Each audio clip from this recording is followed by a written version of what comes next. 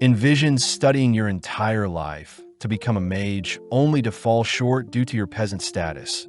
But having been slain and reincarnated, you're given the title of the seventh prince in a prestigious royal family. Now, with all the time and resources in the world, you can put your previous lives' knowledge to the test and let your imagination run wild in this new magical world. The series starts with our MC, kicked to the ground and mocked by noble mages, scoffing at our MC's commoner status. Giving our MC a chance. A soul mage steps up, offering our MC a chance to strike them down, but sadly our MC can only muster up a small ball of magic. Our MC recounts how magic is solely defined by which lineage one is born into, and no matter how hard someone works, they can never surpass those born into the correct family. The mage begins casting a spell of their own, instantly incinerating our MC. But our MC can't help but feel joy finally getting to experience what top-tier magic feels like. As a final wish, our MC wishes to be given more time to learn magic. But as his body finally disperses, our MC wakes up in front of several maids, all adoring him. Quickly preparing a spell to defend himself, our MC blasts a massive hole in the castle he's in, all whilst the townsfolk celebrate the birth of the seventh prince of the Saloon Kingdom. Hence our MC's new name is Lloyd. Several years later, the maids of the castle look everywhere for Lloyd, but Lloyd is clearly avoiding any attention, running into several guards only to ask them to keep his current location a secret. As Lloyd runs off, the guards wonder if they should grow closer to Lloyd, remembering how Lloyd is the seventh born in their family, so Lloyd most likely won't inherit the throne. Apparently, shortly after Lloyd was born, he immediately began speaking, reading spell books, and even refusing breast milk, leading many to believe Lloyd was the reincarnation of William Bordeaux himself, the father of sorcery. Following Lloyd, he admits that he is unsure why he can remember his past life. But slipping past the maids, Lloyd makes it to the castle's library filled with hundreds of books. As Lloyd prepares to tuck into some books, Sylpha appears, heading outside only to begin training Lloyd with wooden swords. Taking a quick break, Lloyd wonders why he still needs to train his swordplay, but Sylpha states that it is proper etiquette for any noble to wield a sword, something Lloyd already knew having been with Sylpha for 3 years. Wanting to get the training over with, Lloyd and Sylpha take a stance, both dashing toward each other only to parry each other's slashes. Impressed that Lloyd has improved so much, Lloyd knows Sylpha is still holding back, barely able to keep up as Lloyd has been secretly casting a copy spell to mimic Sylpha's swordplay. Even still, due to Lloyd's smaller body and build, Sylpha begins driving Lloyd into a corner, pushing him back. Assessing the situation, Lloyd tests out another skill to compensate for his childlike body, suddenly increasing his strength along with levitating his body. Now able to completely match Sylpha's slashes and movement, Lloyd forces Sylpha to take things more seriously. But when Lloyd attempts to weave in a sneak attack, Sylpha catches Lloyd off guard. Having already known Lloyd was using magic, Sylpha trips Lloyd, only to disarm and smack him on the head, revealing Lloyd's levitation magic. On top of things, Sylpha points out that Lloyd's sword had been extended to give him better reach. But Sylpha can't help but be amazed that Lloyd was able to cast 2 spells at once, something court mages struggle to do. As Sylpha hugs Lloyd tight, Lloyd feels lucky that Sylpha didn't recognize his physical enhancement spell nor his copy spell, meaning Lloyd was actually casting 4 spells at once.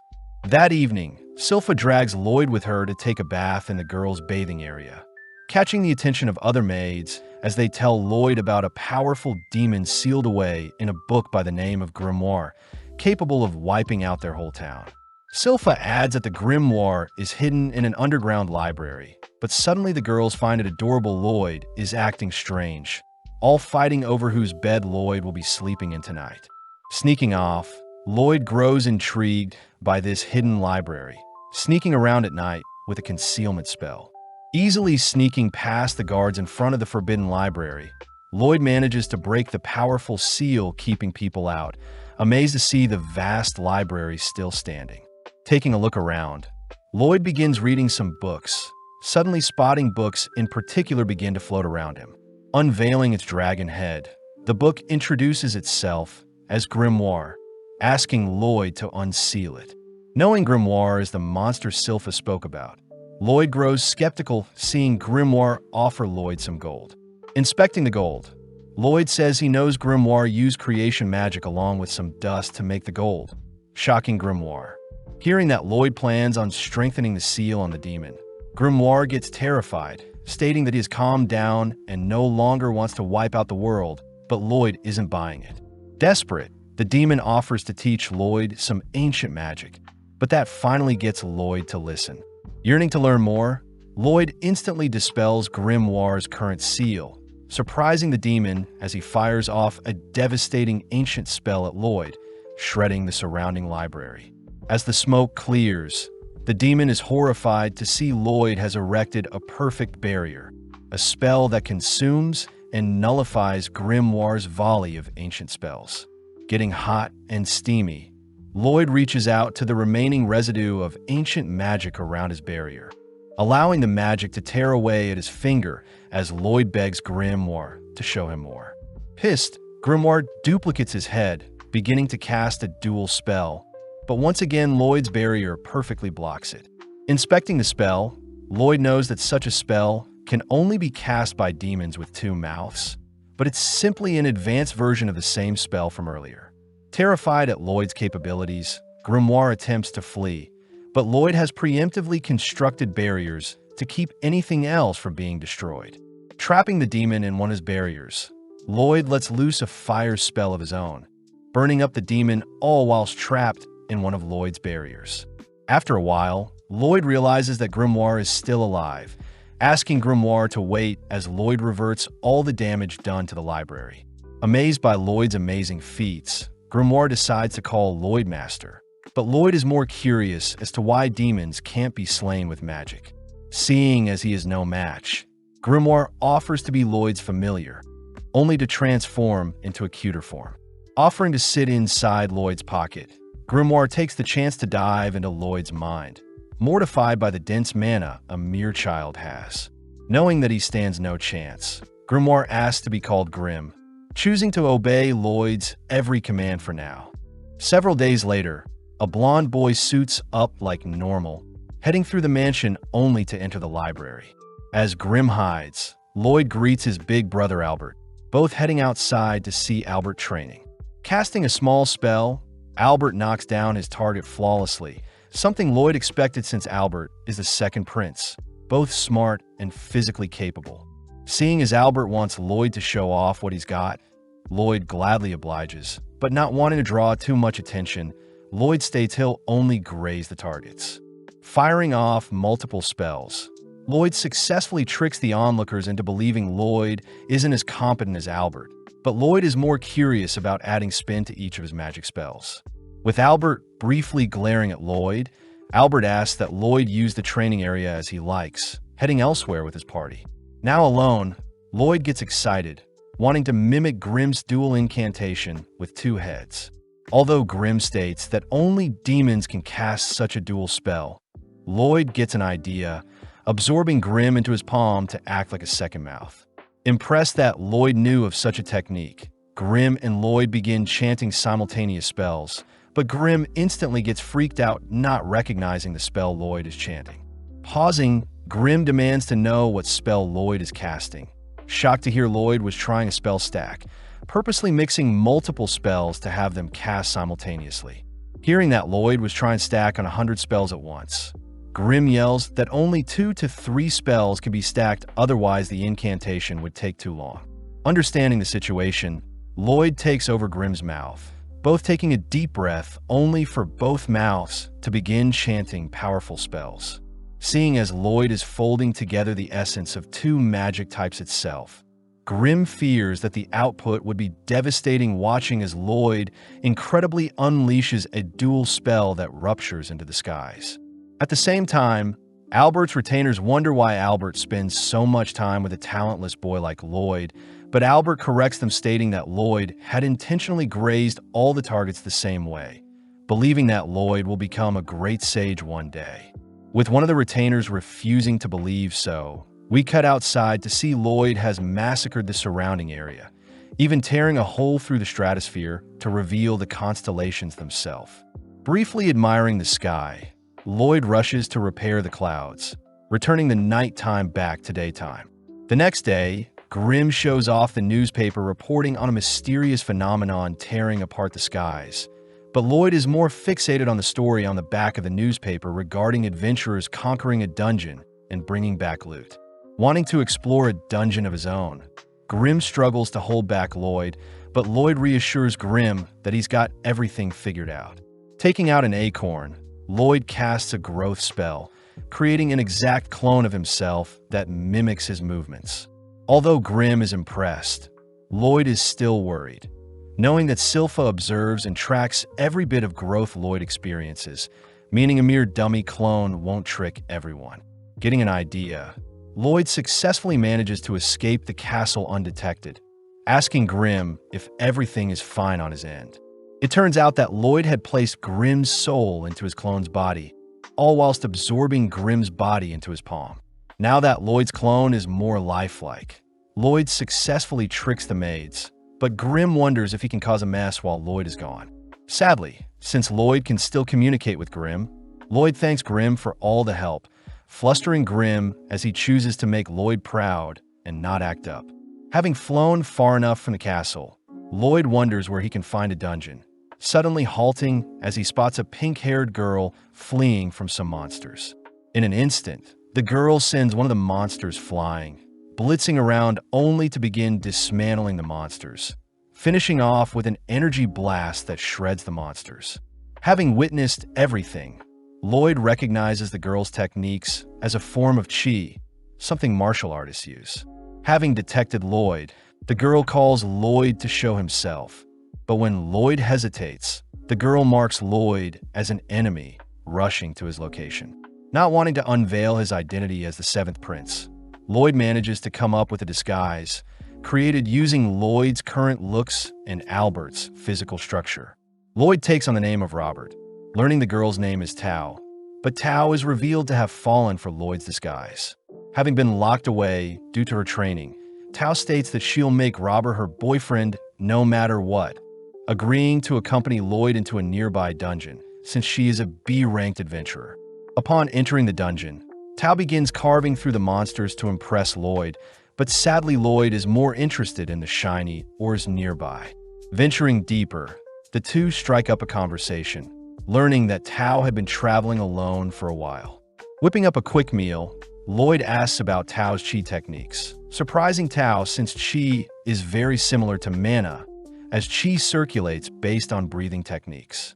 Tao takes the chance to flirt with Lloyd, but gets surprised seeing Lloyd beginning to breathe strangely, realizing that Lloyd is trying to mimic her chi breathing. Warning Lloyd against it, Tao can't help but notice how stern Lloyd is about learning chi breathing, agreeing to teach Lloyd anything she knows, which earns her a smile from Lloyd. At the same time, Grimm can't help but giggle at how vast Lloyd's obsession with magic is, suddenly realizing that Silpha has appeared. Back in the dungeon, Tao shows off a chi blast, easily destroying the boss of the dungeon only to point Lloyd to the final treasure chest. Lloyd grows curious as to the overall build of the treasure chest itself, something Tao finds adorable. But on top of things, Tao notices Lloyd's breathing has grown stable, celebrating as Tao has finally found a perfect match that her family has to approve of. Finally opening up the chest, a mysterious blade appears, cutting down on Tao, but Lloyd manages to read the attack, pulling Tao aside. As a pool of darkness spreads from the chest, a lich appears, exciting Lloyd as a more worthy dungeon boss has arrived. Exuding a cold aura, Tao begins to panic, asking Lloyd to leave the dungeon first. But when Lloyd refuses, Tao has no choice but to forcibly push Lloyd out of the dungeon. Evading the creature's strange magic, Tao states that a lich is a creature even A-ranked adventurers struggle with. Therefore, she plans on stalling the creature long enough for Lloyd to escape. Flying through the air, Lloyd is sad as he wanted to watch the lich in action, but erecting several barriers, Lloyd halts his movements. When Lloyd asks for Grimm's advice, Lloyd notices Grimm is barely responding, begging Lloyd to come home. At the same time, Tao grows more fatigued, looking for an opening to escape herself. But the Lich suddenly speaks up, having identified Tao's Qi technique. The Lich scoffs at Tao's inferior technique to magic, annoying Tao as she states that Lloyd was the only person that thought of Qi as interesting, unlike every magic user Tao ran into. Breathing in, Tao bolts forward, clashing into the Lich's barrier. But having anticipated such a thing, Tao begins to fire off hundreds of punches, ultimately breaking a hole in the Lich's barrier. Collapsing to the ground, Tao knows she has completely exhausted her energy, hopelessly watching as the Lich appears behind her, mocking her pathetic attempt. Choosing to end the battle, the Lich fires off another shard of magic. But Lloyd appears, nonchalantly blocking the spell along with reassuring Tao that he's here to help. Seeing as Lloyd needs to return home to Grim quickly, both the Lich and Lloyd begin chanting spells.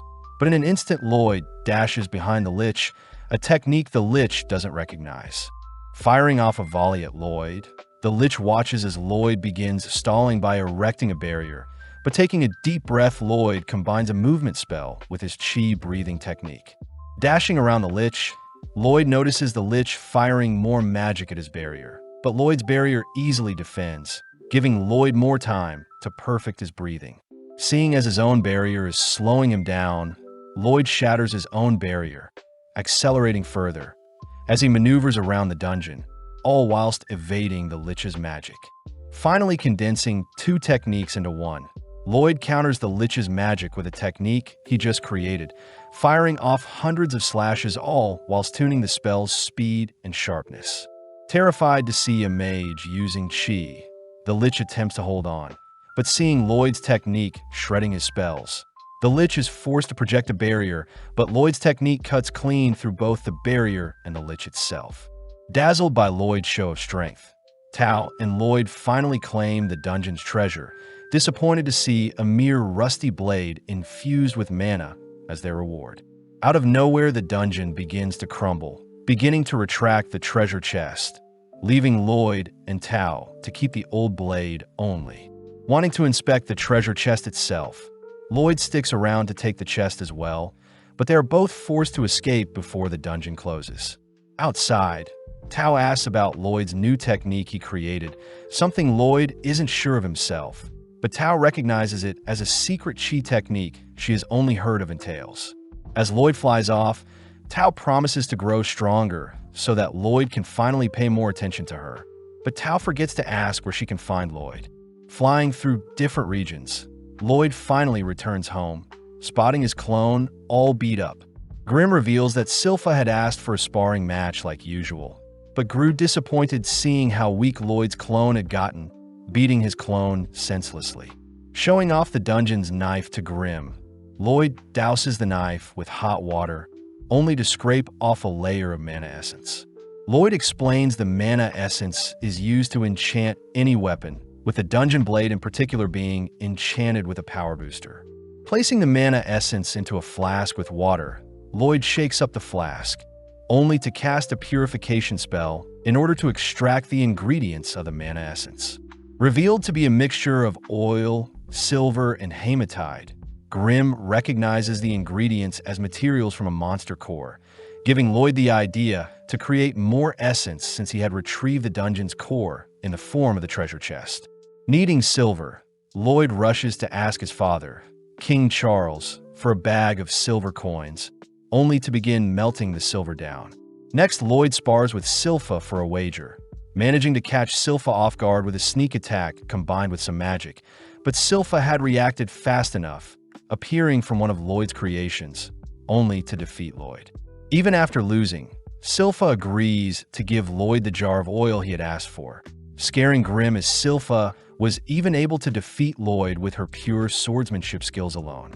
With all the ingredients needed, Grim and Lloyd complete the mana essence, rushing to Albert to ask for a weapon to enchant. Seeing as his adorable Lloyd is requesting something of him, Albert asks for his knights to hand over their weapons, all immediately offering Lloyd all their weapons to enchant. The knights know that enchanting weapons usually go horribly, all bidding their precious swords goodbye as they have no faith in the 10-year-old Lloyd to enchant their weapons. But having heard all of the knights mocking his master, Grim gets fired up to prove the knights wrong. As Lloyd begins layering on 2 to 3 enchantments, Lloyd unfortunately shatters the first blade, being too weak to withstand Lloyd's enchantments. Soldiering on, Lloyd works through the night, only to report to Albert that he managed to enchant 50 out of 120 swords, frightening Albert, as even the greatest enchanter has only a 10% success rate. Inspecting the blades, one of the knights refuses to believe Lloyd enchanted the blades, but when the knight goes to sheath his blade, his holster is suddenly cut into 2 by the newly enchanted sword. Spotting a glowing blade in particular, Albert is mesmerized by the enchantments, offering Lloyd to join him on a monster hunt given by their father. Heading out of town early the next day, Lloyd accompanies Albert and Silpha, all heading towards a forest via carriage. Lloyd asks where the monsters they are hunting will be, excited to hear the monsters reside near a lake, especially since Lloyd can see how strong his enchanted blades are. As Silpha admires Lloyd's adorable expressions, Albert can't help but tease Silpha for clinging on to Lloyd too much, but Albert is silent seeing Silpha draw her sword. Just then, Silpha detects creatures approaching, spotting that the monsters are all wielding steel equipment. Pumped up, the knights protecting Lloyd and Albert all rush into formations, ready to test out their new enchanted gear. All whilst Grim spots Lloyd using a chi breathing technique to detect all objects in his surroundings. Plus, Lloyd always has his barrier spell ready to protect himself. Seeing the knights engage the monster, the knights flawlessly cut through the creatures, all thanks to Lloyd's enchantments. Praising Lloyd, Albert declares that Lloyd truly is a prodigy, but they both suddenly spot a monster rushing them.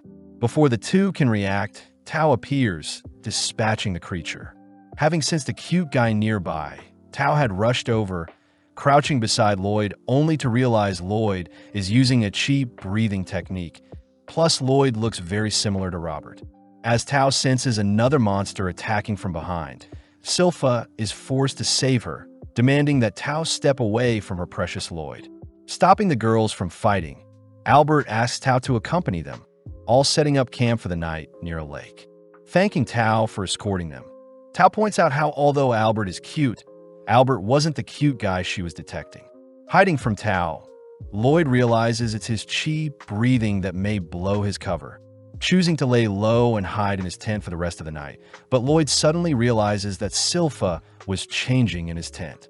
Demanding to know why Silpha is sharing a room with him, Silpha states that she is the only person that can protect Lloyd, trapping Lloyd between her thighs. Entering the tent, Tao is flustered seeing Silpha pinning Lloyd down with her body, swiftly evading a dagger thrown by Silpha. As the girls begin to bicker and argue, Lloyd manages to sneak away, but Albert teases Lloyd for attracting so many girls. Albert points out how Silpha has changed a lot ever since she started looking after Lloyd, shaking as he remembers something. But at the same time, Silpha and Tao beat up the knights watching them arguing. As Silpha puts on some clothes, Tao says she has been hired to fix up a nearby shrine, but before Tao can leave, a monster appears smashing up a portion of the campsite. As everyone prepares to engage the creature, they all recognize it to be a bear wolf, but as the knights begin attacking the creature, Grim is seen acting weird due to the broken shrine nearby. As Tao distracts the creature, she buys enough time for Albert to draw his sword, suddenly casting an infernal spell that incinerates the wolf in one shot. Surprising everyone, they all thank Lloyd for Albert's newly enchanted sword, but Grim finally remembers that the nearby shrine used to seal a powerful demon. As the smoke clears from Albert's explosion, the corpse of the wolf, along with various other monsters, suddenly appear, giving rise to Demon Pazuzu, who had been hiding in the wolf's mouth. Pissed that people are slaying its servants, Pazuzu has its monsters attack, but Albert soon realizes the monsters have insane regeneration.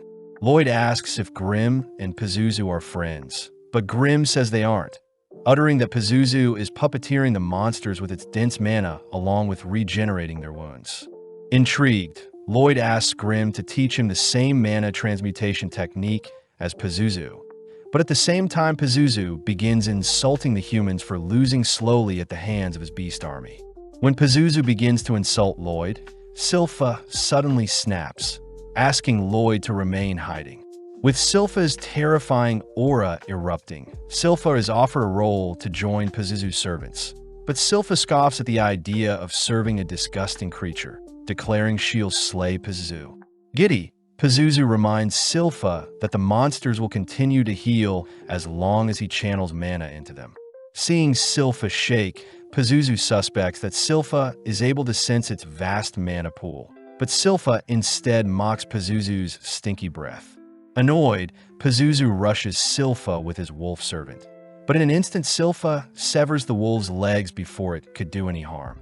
As Pazuzu begins to regenerate the wolf's legs, Albert and the others realize the monsters have stopped moving entirely, reasoning that Pazuzu can't control the creatures whilst it's prioritizing healing itself.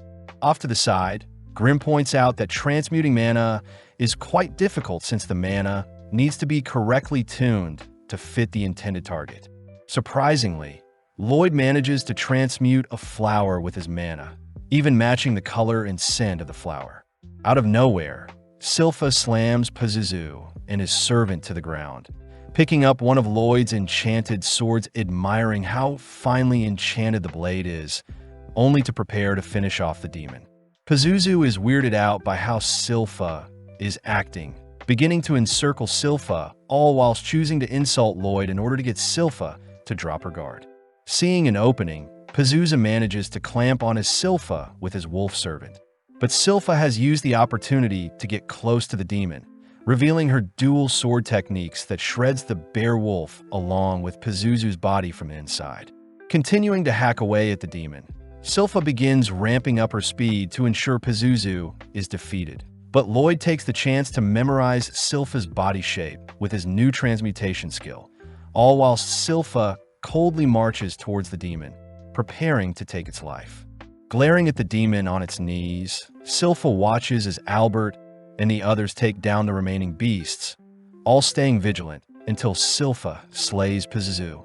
Out of nowhere, a potent smog fills the air, bringing all the humans to their knees as Pazuzu seems to have evolved. Pazuzu states that he had escaped his 100-year seal finally, annoyed that all his hard work nurturing his servants have all gone to waste. With a single slap, Pazuzu knocks Silpha back, all whilst Albert helplessly watches. As Silpha struggles to breathe, Pazuzu flies in for the final blow, but Tao intercepts the attack, revealed to be unaffected by the smog.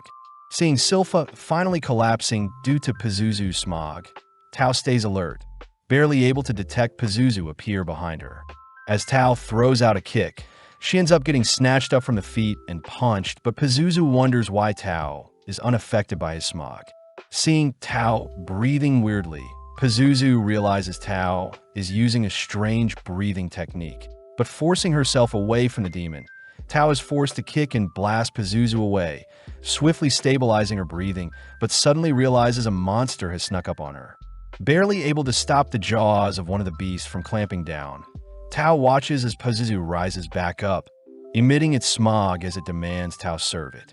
Seeing her life flash before her eyes, Tao manages to survive Pazuzu's aura, declaring that her savior will arrive soon. Having heard enough, Pazuzu's servant bites down on Tao, prompting Pazuzu to head over to retrieve Silpha's unconscious body.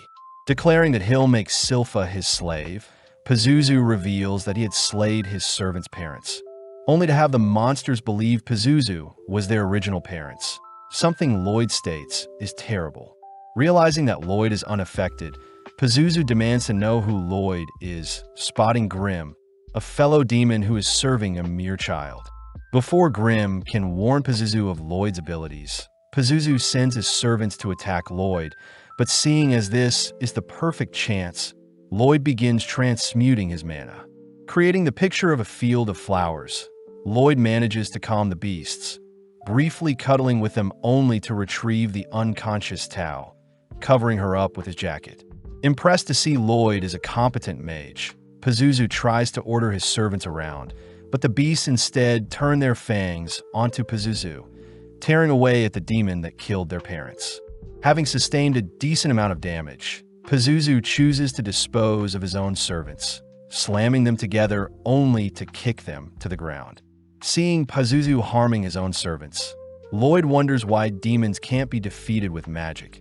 Something Grimm mentions is probably since it's never been done before. As Pazuzu's mana begins to swell up, the surrounding area begins to perish, but Lloyd is more curious as to how much mana it will take to defeat a demon.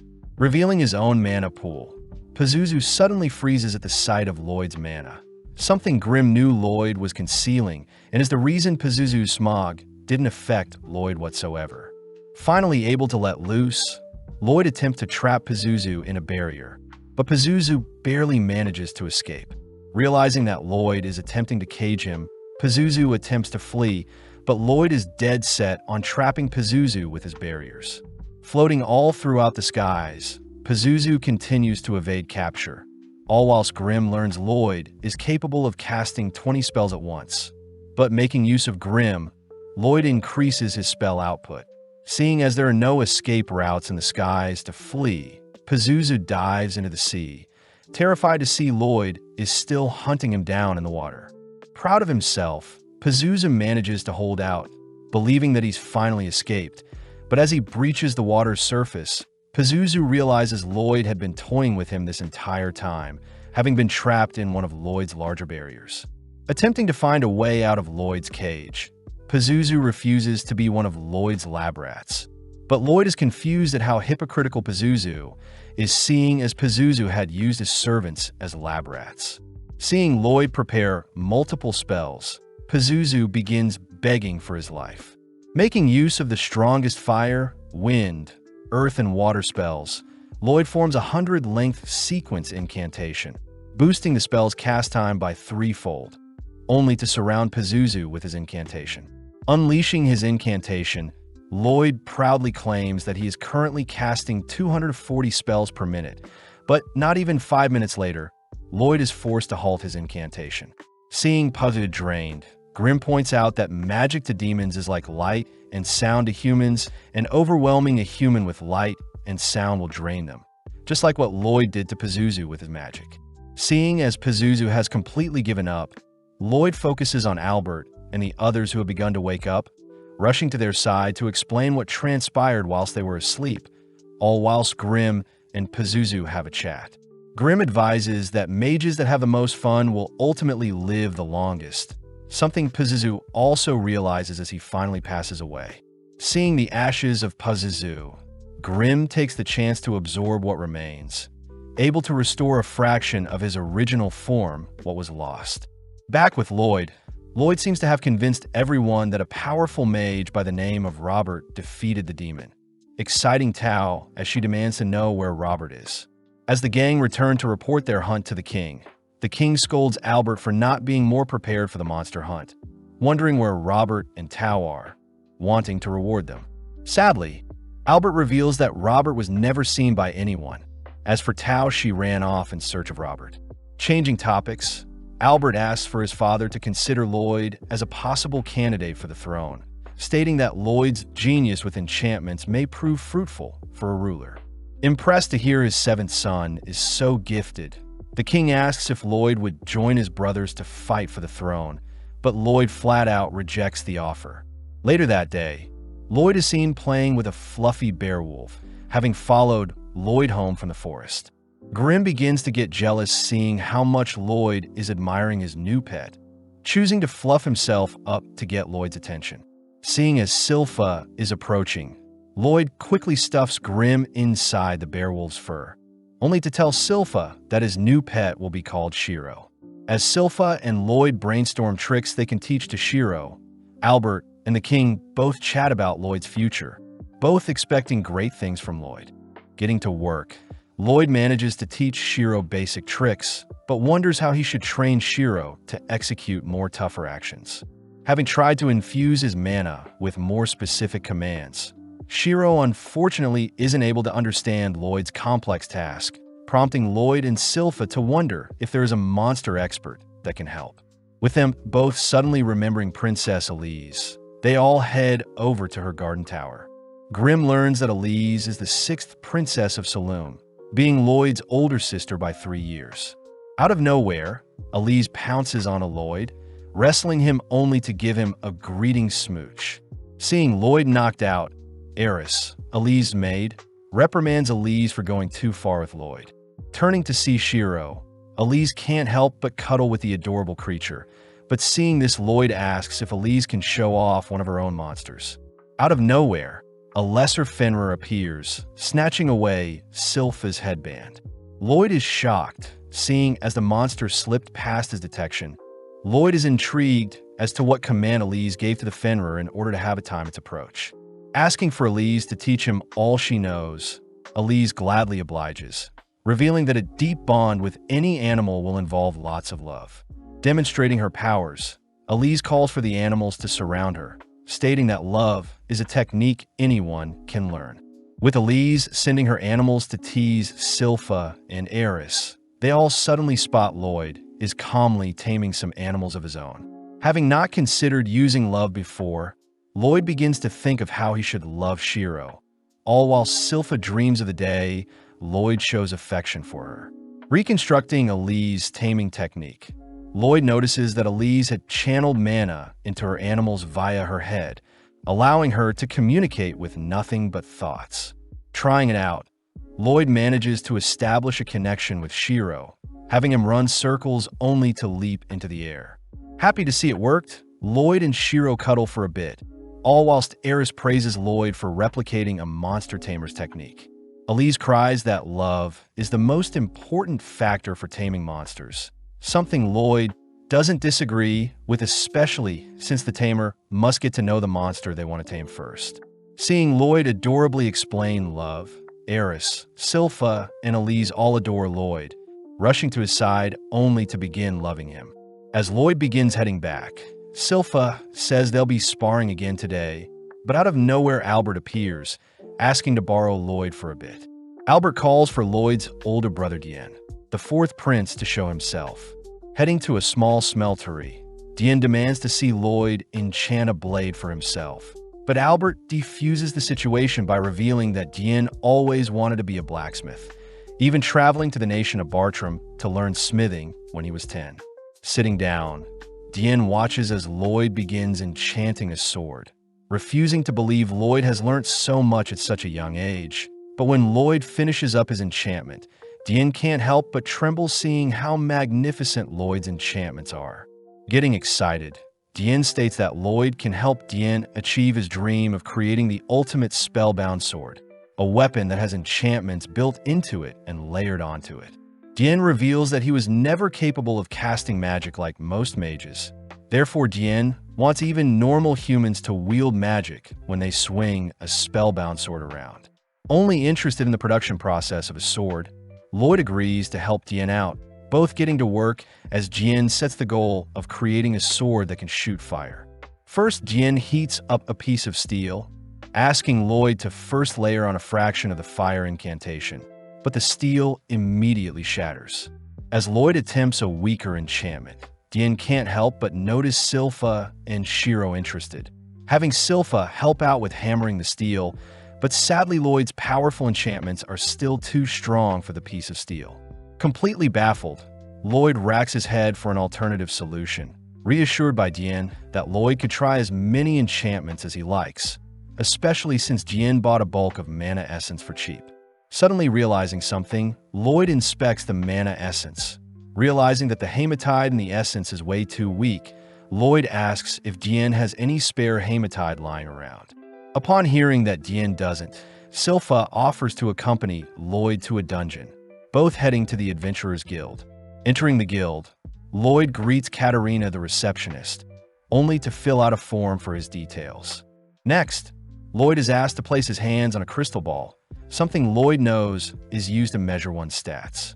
Fearing that his current power level will destroy the orb, Lloyd begins compressing his mana, managing to achieve an overall rank of E. As the other adventurers laugh at Lloyd's poor rank, the receptionist points out that Lloyd has a magic stat of a rank, making him comparable to the mighty Silver Blader, something the other adventurers refuse to accept. Legend has it that the Silver Blader flawlessly carved through every dungeon they entered, achieving an A-rank status only to disappear. Seeing the adventurers continue to mock Lloyd, Sylpha can't help but scare the men a bit, revealing herself to be the infamous Silver Blader who supposedly vanished.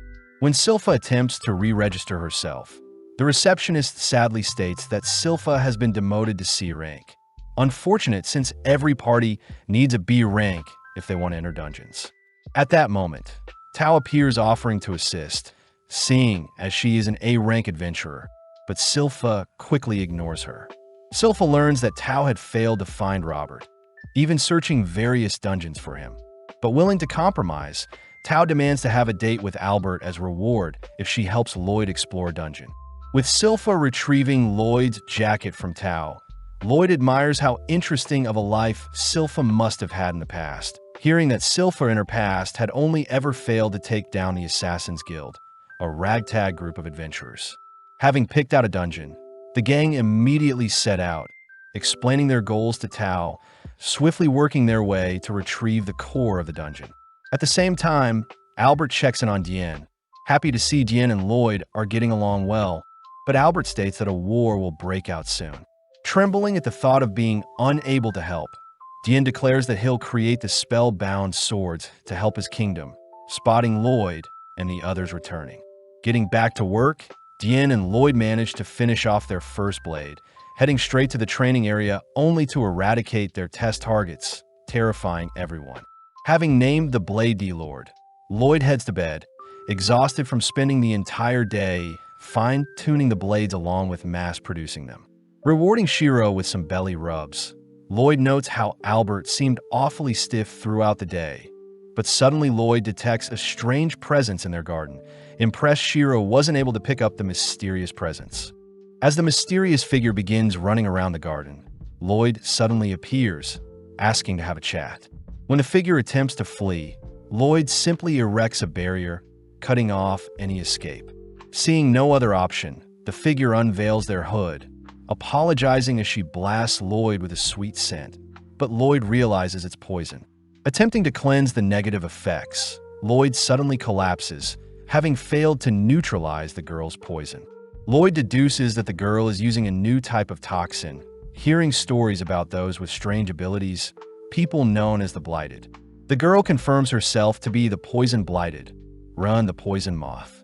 Heading over to Lloyd's barrier, Ren instantly shatters it with a kick, having weakened it with her poison. Ren reassures Lloyd he won't pass away, warning Lloyd of the side effects he may experience in the next few days. Just like that, Ren disappears, allowing Lloyd to finally rest a bit. Having seen everything, Grim learns that Lloyd is actually canceling out Ren's poison with a breathing technique, wondering why Lloyd didn't just capture her. Lloyd reveals that he plans on tailing Ren to her hideout, recognizing Ren as one of the 6 Assassin Guild members. Lloyd gets excited, wondering what the other members' special abilities are, praising Ren for concealing her presence so well, but Lloyd has already figured out their trick. As Lloyd rushes off, Sylpha and Shiro barely miss Lloyd, cutting over to the assassin members as they berate Ren for getting caught so easily. Ren states that she has discovered that the royals are mass-producing spellbound swords, a sign that there is a war coming. When Ren tries to make suggestions, the assassin members cut Ren off, reminding Ren that their leader Jade is already gone. Just then, the members detect someone watching them, forcing Lloyd to reveal himself as the members mention how they've heard great things about the 7th Prince. Seeing as Lloyd has discovered them, they have no choice but to take Lloyd out, but Lloyd is excited to see what the enemy has in store, releasing his barrier. Taking a fighting stance that mimics Tao's, Lloyd draws in a green headman, able to defend against most of his strikes, but suddenly spots one of the man's punches wrap around his arm. Introducing himself as the warp-blighted Babylon the Giant Rat. Knowing that Babylon's movements exceed what mages are capable of, Lloyd suddenly realizes someone is behind him, abruptly collapsing to the ground as Crow the Dark Raptor binds him with a curse. Following up, Galilea attempts to pummel Lloyd, but Lloyd uses brute strength to escape Crow's curse, but sadly gets entangled in Galilea's spiderwebs. With no choice, Lloyd ditches his clothes, ecstatic to have run into a user with curse speech along with people able to transmute their mana. Sensing another attacker, Lloyd begins evading several slashes from Talia, intrigued to see Talia impale her own leg, only to feel the pain in his legs as well. Introducing herself as the pain blighted, Talia gets weirded out seeing how happy Lloyd is, watching as Lloyd analyzes and reverses Talia's wound both on Talia and himself. Intrigued to see how Talia's reflection magic works, Lloyd traces Silpha's battle style, terrifying the assassin members as they reveal past trauma facing the Silverblader. With Lloyd's aura erupting, the assassin members all scramble from their positions, but Babylon is Lloyd's first target. As Lloyd catches up to Babylon, Lloyd slams him into the ground, impressed to see Babylon relax his body so as to not sustain too much damage. Appearing around Lloyd, Galilea, and Crow pinch him, but Lloyd predicts Crow's cursed speech attack, slipping out of the pinch and allowing the curse to blast Galilea into Talia instead.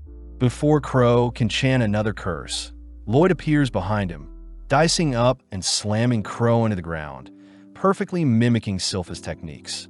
Off to the side, Galilea struggles to separate himself from Talia, but since his webs have bound them together, Talia's clothes are accidentally pulled apart. Seeing an opening, Lloyd rushes to attack Talia, warned by Talia that the damage will be reflected on Lloyd himself, but Lloyd could care less. Talia is slammed into a wall, making Lloyd euphoric, finally experiencing pain for the first time in a while. Seeing as Galilea has managed to sneak up behind Lloyd, Lloyd employs Tao's martial arts, blasting Galilea into a nearby wall as well, terrifying Rin. Before Lloyd can engage onto Run, Galilea asks for Lloyd to leave Rin alone, revealing that Run is unable to control her toxins. Lloyd suddenly realizes that all the assassin members aren't really good at controlling their powers, watching as Galilea rushes him. But Lloyd suddenly hits Galilea with a special attack. Pissed, Rin throws a kick whilst releasing her toxins, but Lloyd simply blocks it with his barrier, asking Run to calm down. Right on cue, Galilea utters that he is fine. Lloyd states he has engraved Galilea's curse directly into their body, giving him more control of their curses, bringing Galilea into tears. Applying the same trick onto the others, the members begin to celebrate, finally able to toggle their powers on and off. Off to the side, Rin is seen holding back her tears, finally able to wear whatever she likes without accidentally releasing her poison. Seeing the others taking care of Lloyd, Rin reminds everyone that Lloyd and his family are producing weapons to spark a war, but Grimm brushes them off as mere rumors. Before Grimm and Rin can bicker some more, the others mention how they should at least tell Lloyd about their past, revealing that they have a leader by the name of Jade, known as the Phantom Blighted and has the ability to teleport. Flashing back, one day Jade had reappeared out of nowhere, having been teleported to Egypt but had finally made it back to their hideout. Jade shows off their new guild emblem, stating that their Assassin's Guild will take the jobs normal adventurers wouldn't, and upon completion, they'll leave behind their emblem to prove to the world they can operate in society as well. Before Jade can add anymore, he is teleported away, but around the same time the Assassin's Guild found out that the Warlord of Lordist was preparing for a war.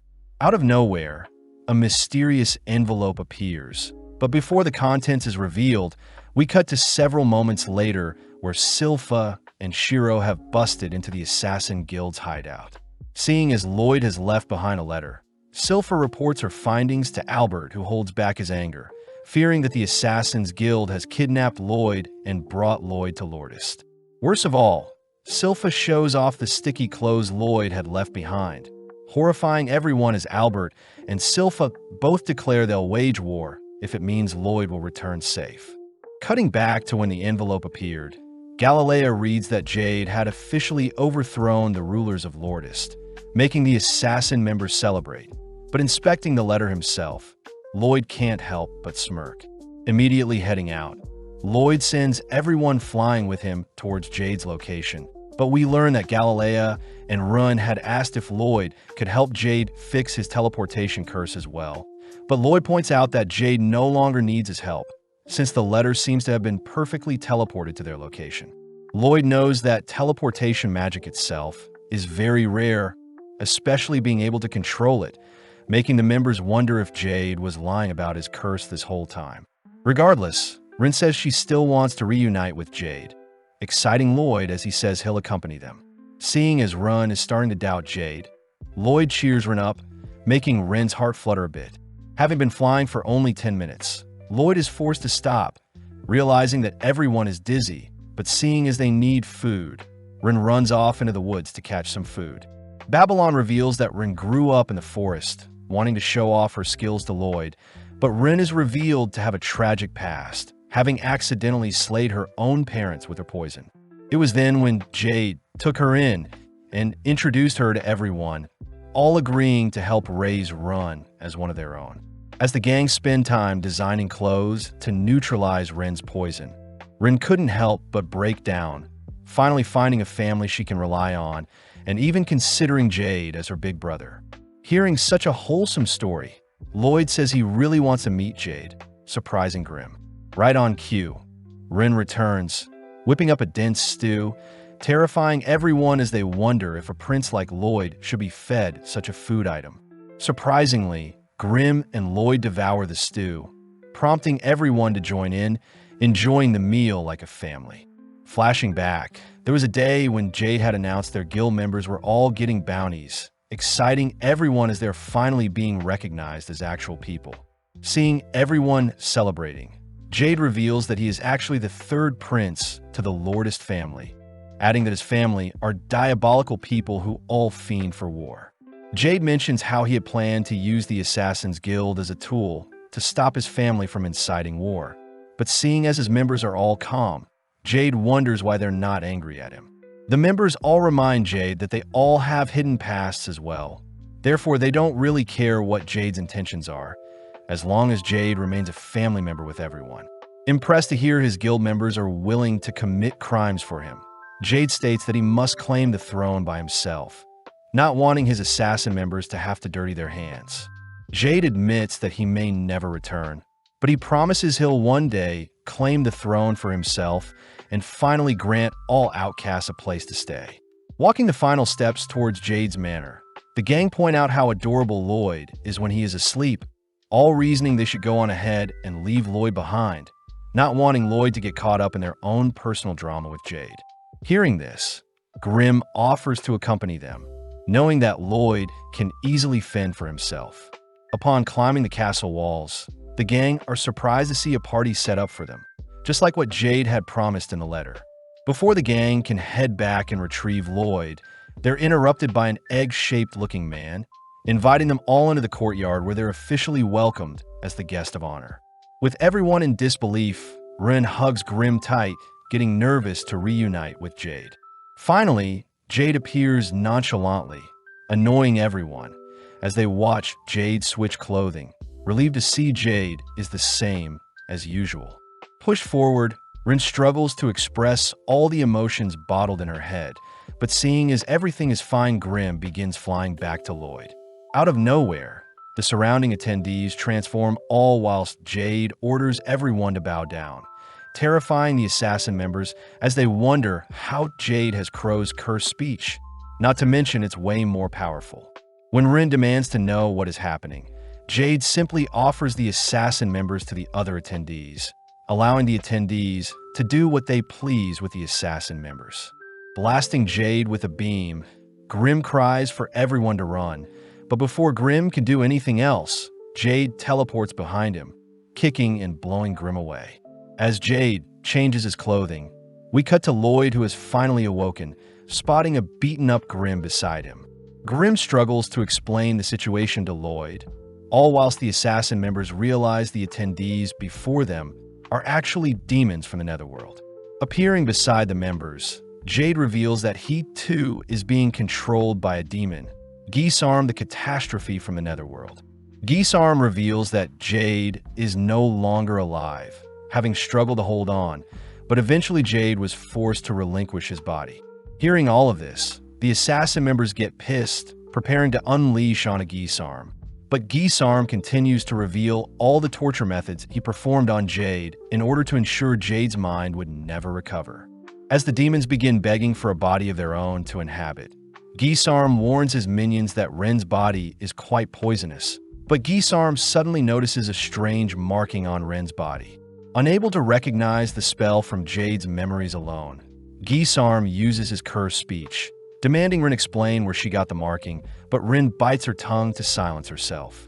With Gisarm cursing Ren to sell out the person that placed the spell on her, Ren fights for dear life, suddenly watching as Lloyd's barriers surround all the assassin members, only for an incineration ray to light up the surroundings. With the ray tearing a massive hole in the castle's courtyard, the assassin members look into the skies, only to spot Lloyd triumphantly appear to even out the playing field. Having scared the demons back into their bodies, Lloyd checks on the others, only to choose to heal Ren's tongue. Lloyd starts by ordering the assassin members to run, knowing that Gisarm is solely after their bodies. As the demons wonder if their master had been killed, Gisarm nonchalantly teleports behind them, ordering his minions to chase after the assassin members. But Lloyd simply blasts the demons to stall them. As two demons appear beside Lloyd, Lloyd continues to monitor Gisarm's every move, watching as Gisarm speaks a death curse that weaves through Lloyd's barrier. Seeing as it's best to dodge, Lloyd analyzes the curse, noting how the curse causes cardiac arrest and slays the target struck by the curse. Grimm advises Lloyd to flee, seeing as Gisarm's curse speech is a form of transmuted mana, a complete counter to Lloyd's mana barrier, as the mana barrier can only block spells created from mana. But seeing as transmuted mana is a different form, Lloyd's barrier won't be able to block Gisarm's attacks. Grimm also points out Gisarm's mana is quite vast, being a completely ascended being, explaining that demon servants are ranked 10th amongst demons. Demon Pazuzu was ranked 8th. Grimm himself is ranked 3rd, but Gisarm is a demon lord, placing himself above rank 1 and considered the pinnacle of all demon kind, being able to take on even 100 rank 1 demons alone. Seeing as Gisarm is the real deal, Grimm advises Lloyd to flee, but Lloyd chooses to introduce himself to Gisarm.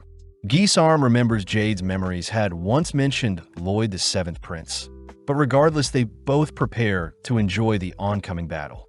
Grimm continues to beg Lloyd to flee, stating that any mana attack will barely scratch a behemoth like Gisarm. But making the first move, Gisarm fires off a small projectile, instantly shattering 2 layers of Lloyd's barrier. Gisarm grows excited, choosing to fire off a volley of spears that chase Lloyd throughout the castle. As he racks his brain for a solution, Gisarm suddenly appears above him, kicking Lloyd towards his volley of spears, but barely thinking quick enough, Lloyd conjures a stone golem to tank the volley of spears.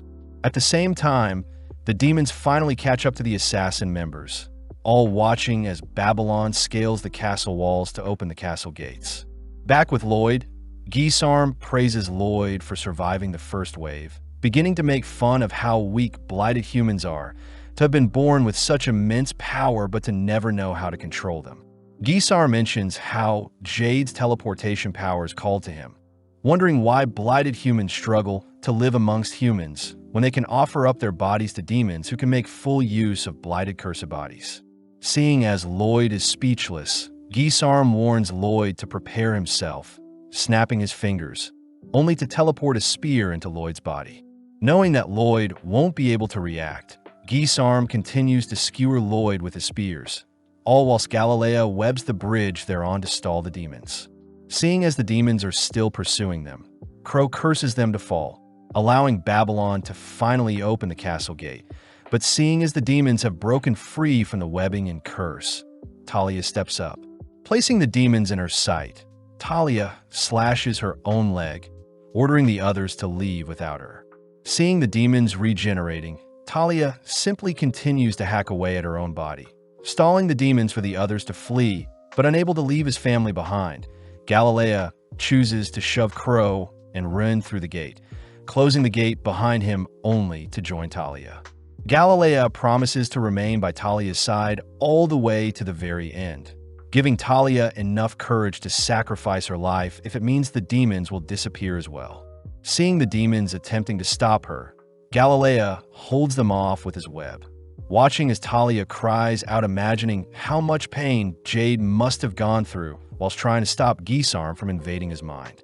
As Rin begs for everything to return back to normal, Talia pulls the trigger, all whilst Gisarm mocks Jade's memories of wanting to live peacefully with his friends. Turning to check on Lloyd's skewered corpse, Gisarm realizes he had attacked a stone statue instead, watching as Lloyd appears with a blade aimed at his neck. Nonchalantly teleporting away, Gisarm is amazed to see Lloyd is still standing, but gets thrown off hearing Lloyd wants to move their fight elsewhere. Right on cue, a swarm of fire arrows lay waste to the demons, rescuing Talia and Galilea. As the castle gate is shredded, Albert and the others triumphantly appear, declaring that they'll save Lloyd no matter what. Flashing back, we see Silpha training with her sword, easily carving through training dolls. Unfortunately, the blades Silpha wields bends before she can unleash her full strength, curious as to whether a demon may be able to draw out her full strength. Seeing Albert and the gang have arrived, Ren and the others grow excited, but suddenly Silpha and Albert turn their attention to the assassin members. Demanding to know where Lloyd is, Silpha states she'll decapitate an assassin member for every minute they keep silent, prompting Ren to reveal that Lloyd is fighting someone in the castle. Before Ren can explain who, Babylon reminds Ren that Lloyd wants to keep his powers a secret from his family. So Ren corrects herself, uttering that Lloyd is simply fighting with a very weak person in the castle. Seeing as it's an obvious lie, Silpha prepares to decapitate Ren, but Albert wonders if they should start with an adult first. Seeing as no one believes them, Ren cries that Lloyd is fighting to avenge Jade, one of their family members, but right then a demon rushes Ren. Luckily, Elise and her Fenrir gobbles up the demon, confirming that Ren is indeed telling the truth. Satisfied for now, Albert orders Silpha to go on ahead and support Lloyd, but Ren chooses to cling onto Silpha, refusing to allow Lloyd's true powers to be exposed. Out of nowhere, a volley of spears destroy the bridge the gang are standing on, forcing the demons to swim to land, but the gang realize the demons are trying to trap them from behind.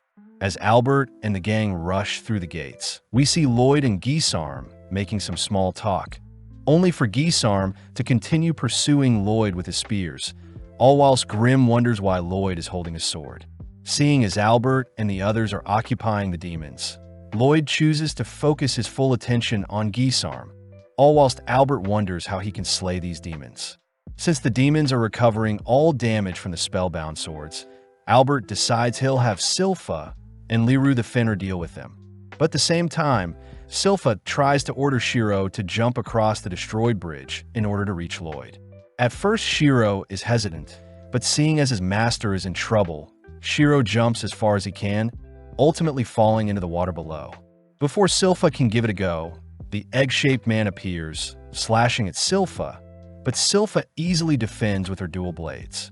The demon is impressed at Silpha's sword play, choosing to reveal itself as a rank 8 demon, a master of the demon blade form. Back with Albert, he continues to barrage the demons with their fire swords, suddenly realizing a demon has snuck up behind him. Luckily, Babylon appears, instantly dislocating the demon's head, only to introduce himself to Albert.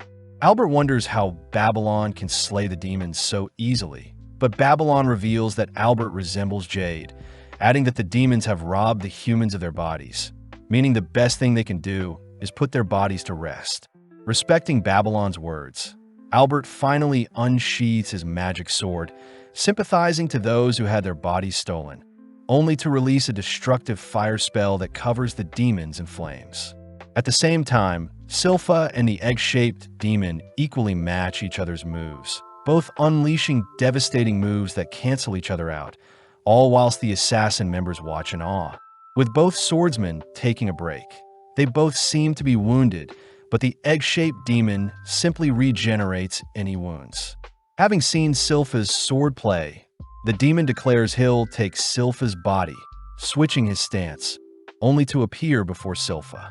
Barely able to evade the demon's slash, only to hear that the demon's current body belonged to a skilled swordsman who lived countless years, only to have its body ripped away.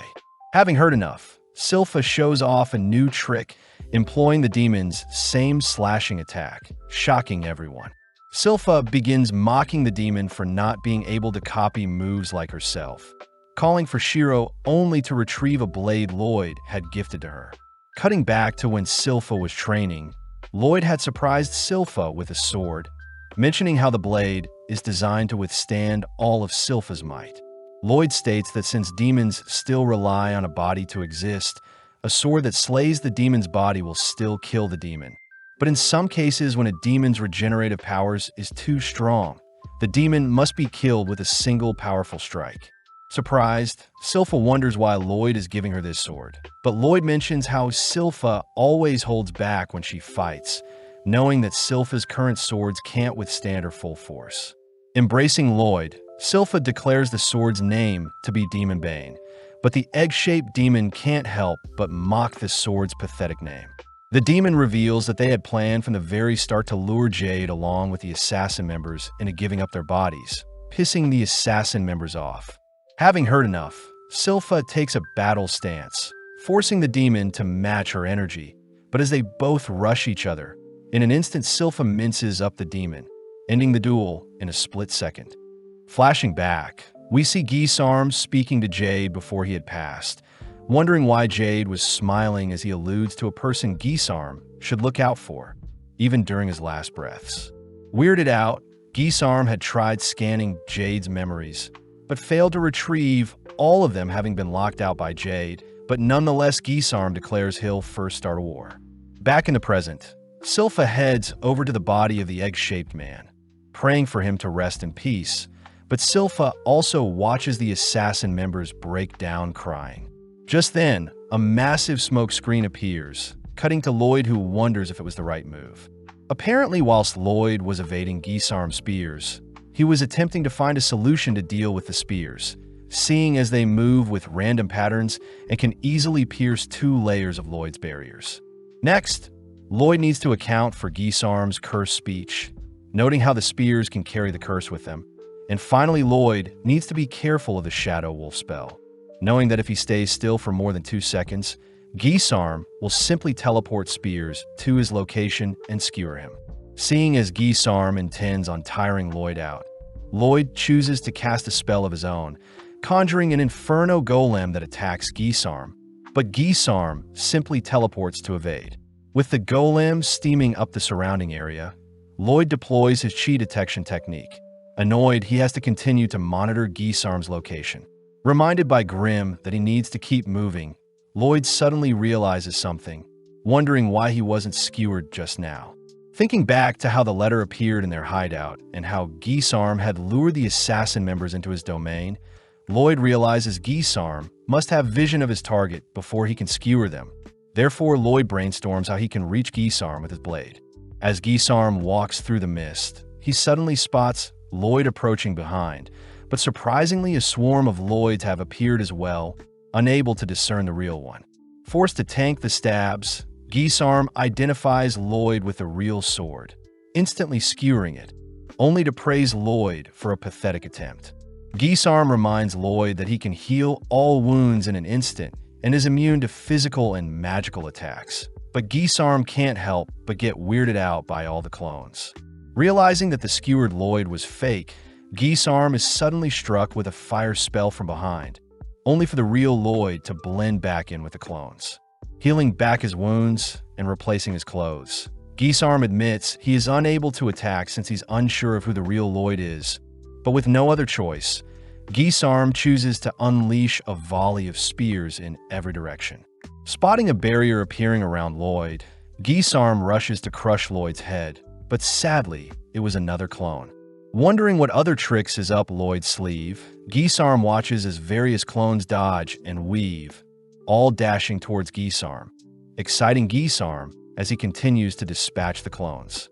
At the same time, Lloyd blends in with the crowd, purposely dropping his barrier and instead concealing his presence with an invisibility spell.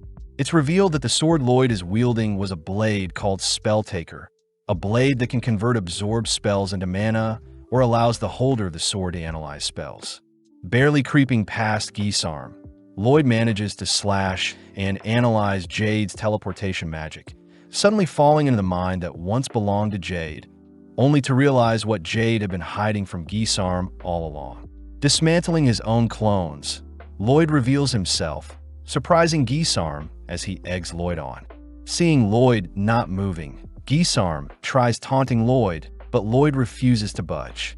Lloyd explains that demons are born powerful, therefore they'll never get to experience what humans go through, something Gisarm brushes off as Lloyd's boring rambling. Having heard enough, Gisarm teleports in for a killing blow, but Lloyd surprisingly is able to intercept the strike and counter with a punch of his own. Terrified at what Lloyd just pulled off, Lloyd explains he had used chi to conceal his intentions. Plus, Lloyd had predicted where Gisarm was teleporting to. Having confirmed Gisarm's techniques are similar to Crow and Grimm's techniques, Lloyd orders Gisarm to get up. Lloyd takes the chance to ask if Gisarm remembers Jade's last words, infuriated when Lloyd utters that Gisarm will lose. Teleporting towards Lloyd, Lloyd manages to predict Gisarm's movements, intercepting and pummeling Gisarm with various attacks. Continuing to cut off Gisarm's movements, Lloyd manages to blast Gisarm with a double-casted spell, sending Gisarm back into the pit of magma created by Lloyd's initial death ray. Knowing that his body won't recover from magma, Gisarm desperately teleports away, but Lloyd is already there to intercept. Lloyd begins remembering back on the times he spent learning magic, reminiscing on kind, scary, and fun people he met along the way. Seeing Gisarm speechless, Lloyd orders that Gisarm try something new, but seeing as Lloyd wants to see his full power, Gisarm reveals his trump card. Gathering all the mana in the surrounding area, Gisarm reveals his mortal dark sphere, encouraging Lloyd to attempt to block it. As Gisarm releases the catastrophic spell onto Lloyd, Lloyd nonchalantly erases it with a wave of his palm, revealing that the spatial class spell, Void, is a similar variation of Gisarm's trump card. When Lloyd had first learned of such a spell, he had experimented with the Void spell in different ways. One way included colliding two voids together, a phenomena that causes both colliding voids to cancel out. Hearing all of this, Gisarm refuses to accept a mere child is capable of demonic-level magic, blinking behind Lloyd only to grab a hold of him. In that moment, Lloyd gives Gisarm a taste of his true mana, mortifying Gisarm and Grimm as they stare off into Lloyd's limitless mana pool. Retaliating with void spells of his own, Lloyd fires them off to hunt down Gisarm, all while Shiro, Liru, and Silpha begin dismantling the remaining demons. Silpha notices that the demons are moving slower than usual, suddenly spotting Rin infecting the demons with her poison. As Albert struggles to see past the mist, he wonders why the sun hasn't risen yet, cutting to Gisarm, who is being absorbed by Lloyd's void spell. Struggling to break free, Gisarm attempts to leave the body behind, but as Jade's body clamps onto Gisarm's demon form, Gisarm realizes there is no escape, desperately impersonating Jade only to beg for his life. Disgusted by Gisarm's pathetic pleas, Lloyd conjures another void to pinch and crush Gisarm, all hearing Gisarm's frustrated cries for help. As Gisarm's presence is completely erased between the two voids that decimate each other, the dark clouds disperse to reveal the long-awaited sunrise, but Lloyd catches a glimpse of what remains from Jade. Flashing back, Jade had once told his guild about the rumors surrounding Lloyd the Seventh Prince, speculating that the Seventh Prince was a prodigy and may be able to lift the curses on the Blighted.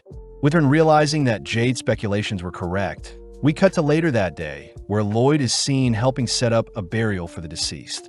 Grimm is curious as to how Lloyd ended up predicting Gisarm's movements, but Lloyd states that after analyzing Jade's teleportation, it was quite easy to calculate an endpoint for each teleportation.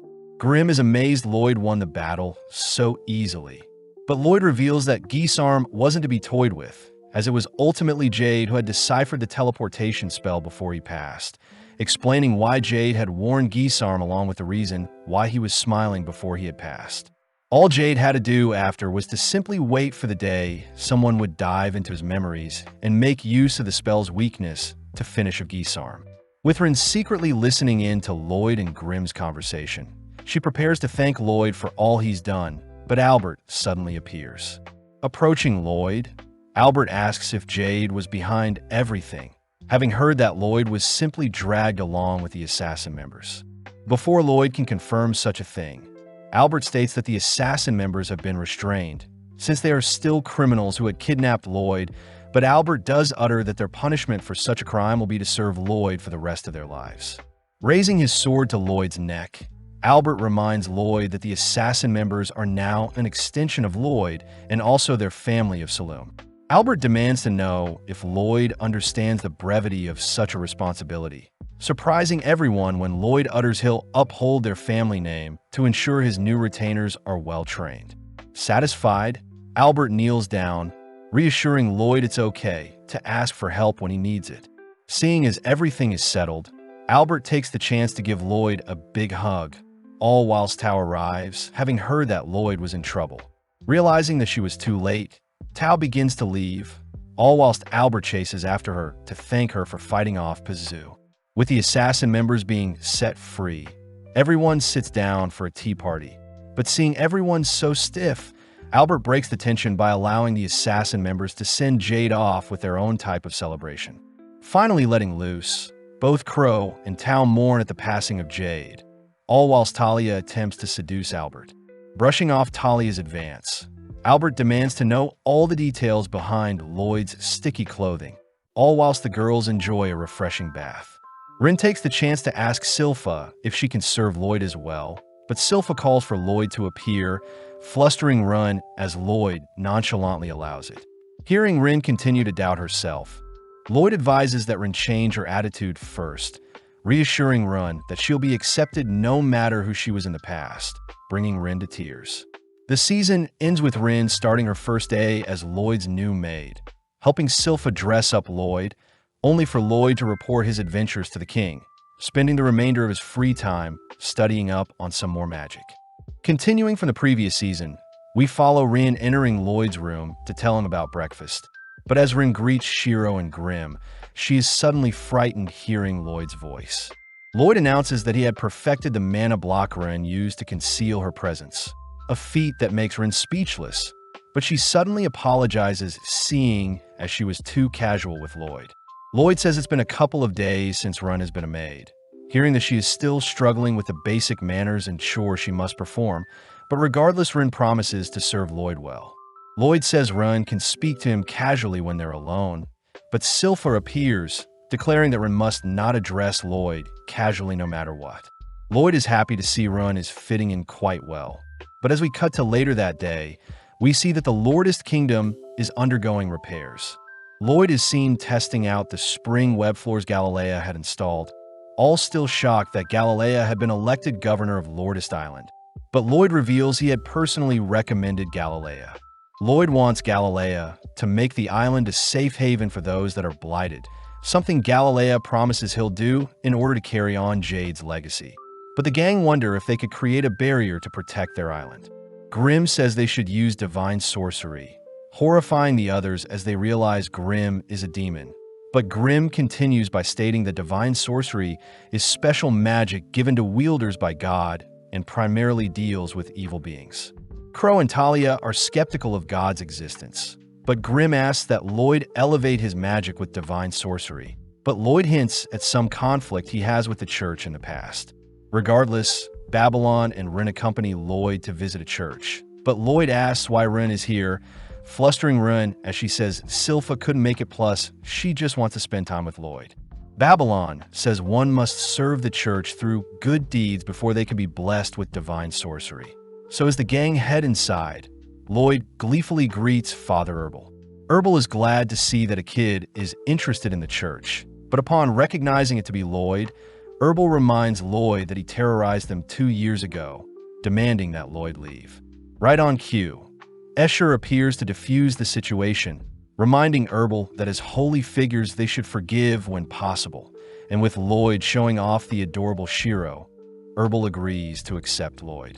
With Herbal taking some time to adore Shiro's fluffy fur, he assigns Lloyd, Babylon, and Rin-appropriate attire along with a set of chores to start them off. Sadly, within a few minutes, we see Lloyd bored out of his mind, even accidentally breaking a shiny-looking vase only to mindlessly wander away. Escher cries that Lloyd needs to clean up after his mess, but seeing Lloyd apologetic, Escher says it isn't Lloyd's fault. Escher realizes the broken vase is one of Herbal's favorite antiques, wondering how she'll explain things to Herbal. But Lloyd finally feels bad, agreeing to help tidy up his mess. As Run and Babylon arrive, they ask what Lloyd was like in the past, making Escher reminisce as she says Lloyd only loves magic, suspecting Lloyd is here today to learn divine magic. Apparently 2 years ago, Lloyd would break things as well, having zoned out when doing mundane tasks, and Escher would never scold him seeing how adorable he was. Lloyd wanted Escher to punish him with some divine magic, but Escher says such magic isn't used for discipline, and when Escher asked Lloyd to sing together and annoyed Lloyd left the scene. Out of nowhere, a demonic-looking monster had attacked their church, something we now know was Lloyd's doing. But when some of the debris from the monster's rampage flew towards Lloyd, Escher had dived in front of Lloyd to protect him. Strangely, Escher was more worried about Lloyd's well-being, even after sustaining a decent amount of damage, something that made Lloyd regret his decision as he retracted the demon and confessed. Ren and Babylon are horrified at what Lloyd did in the past, but Escher says Lloyd isn't a demonic spawn, still remembering the time when Lloyd sang with everyone and entranced the other singers with his magnificent performance. Escher declares she'll have Lloyd join them for their recital today, uttering that Saria will be coming. But as we cut to Lloyd, we see him notice some men picking on a girl. The men demand the girl apologize for running into them, but Lloyd recognizes the girl to be Saria, his big sister.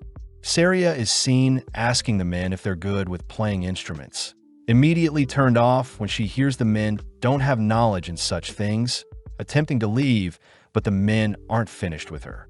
As the others join Lloyd, they hear that Saria is the 4th princess of the Solemn Kingdom and is a musical prodigy, having mastered all instruments. Sadly, she doesn't care for anything but music. As the townsfolk clear the scene, we see the men getting more aggressive with Saria, but out of nowhere Escher demands the men let Saria go. The men get excited to cop a feel of Escher's body, strangely producing some melodic squeals, but off to the side, Herbal cries that today's recital will be ruined. Babylon fills Lloyd in on the recital featuring Escher and Saria, a performance that is meant to heal those who listen, but this makes Grimm wonder if divine magic can be replicated with a ritual instead of a magic signature. With Lloyd intrigued to learn more about music that heals, he calls upon Run to stop the men, all while Saria is busy scolding the men for pleasing Escher in the wrong way. In mere moments, Ren unleashes her poison, specifically putting Herbal, Saria, Escher, and the 2 men to sleep, a feat accomplished with mana block. Lloyd says by applying the mana block, Ren was able to focus her mana in specific areas. Happy to see that Ren had managed to transmute her poison into something more harmless like knockout gas. Sadly, the thugs are still conscious as Ren's knockout gas wasn't potent enough, and before Babylon offers to knock out the men, Lloyd finally steps up.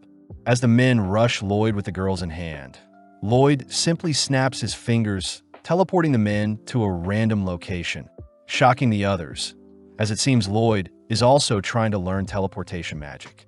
Back inside the church, Herbal is told that Babylon and Ren ended up dealing with the thugs, all whilst Babylon and Ren quiver, amazed that Lloyd is carrying on Jade's legacy by attempting to master his teleportation magic. Ren wonders if one day Lloyd could master her technique as well. And with Herbal heading off to prepare for the recital, we see Saria lean in close towards Lloyd, having barely remembered Lloyd to be her younger brother. Escher says it is impressive that a music-obsessed fiend like Saria could still remember Lloyd's name, reminding Escher to invite Lloyd to sing alongside them. But Saria intervenes, declaring that Lloyd isn't ready and instead will watch their performance. With Saria asking Lloyd to pay close attention, Lloyd gets excited to learn more about divine sorcery, especially since it may be replicable with rituals, similar to rain dances. At that moment, both Lloyd and Babylon detect a strange presence, but in the blink of an eye, no traces of it are left behind. As the gang sit down to enjoy the show, we see Escher and Saria take center stage, and with a single note, Saria sets the tone of the recital. Instantly, Escher's voice and Saria's musical notes entrance the audience, a beautiful symphony of sounds that brings the onlookers into tears. Lloyd is amazed by the recital, taking the chance to draw his blade as he slices the magic around him only to analyze the mana signature to resemble a healing spell with a strange pattern. As specks of light rain down and heal the audience, Lloyd admits that Escher's divine magic is something he can't learn just yet, but more interestingly enough, Lloyd can sense a gaze watching over the recital. Lloyd says a being very high above them is watching, wondering if it could be one of God's servants, only to teleport away before Run and Babylon's eyes.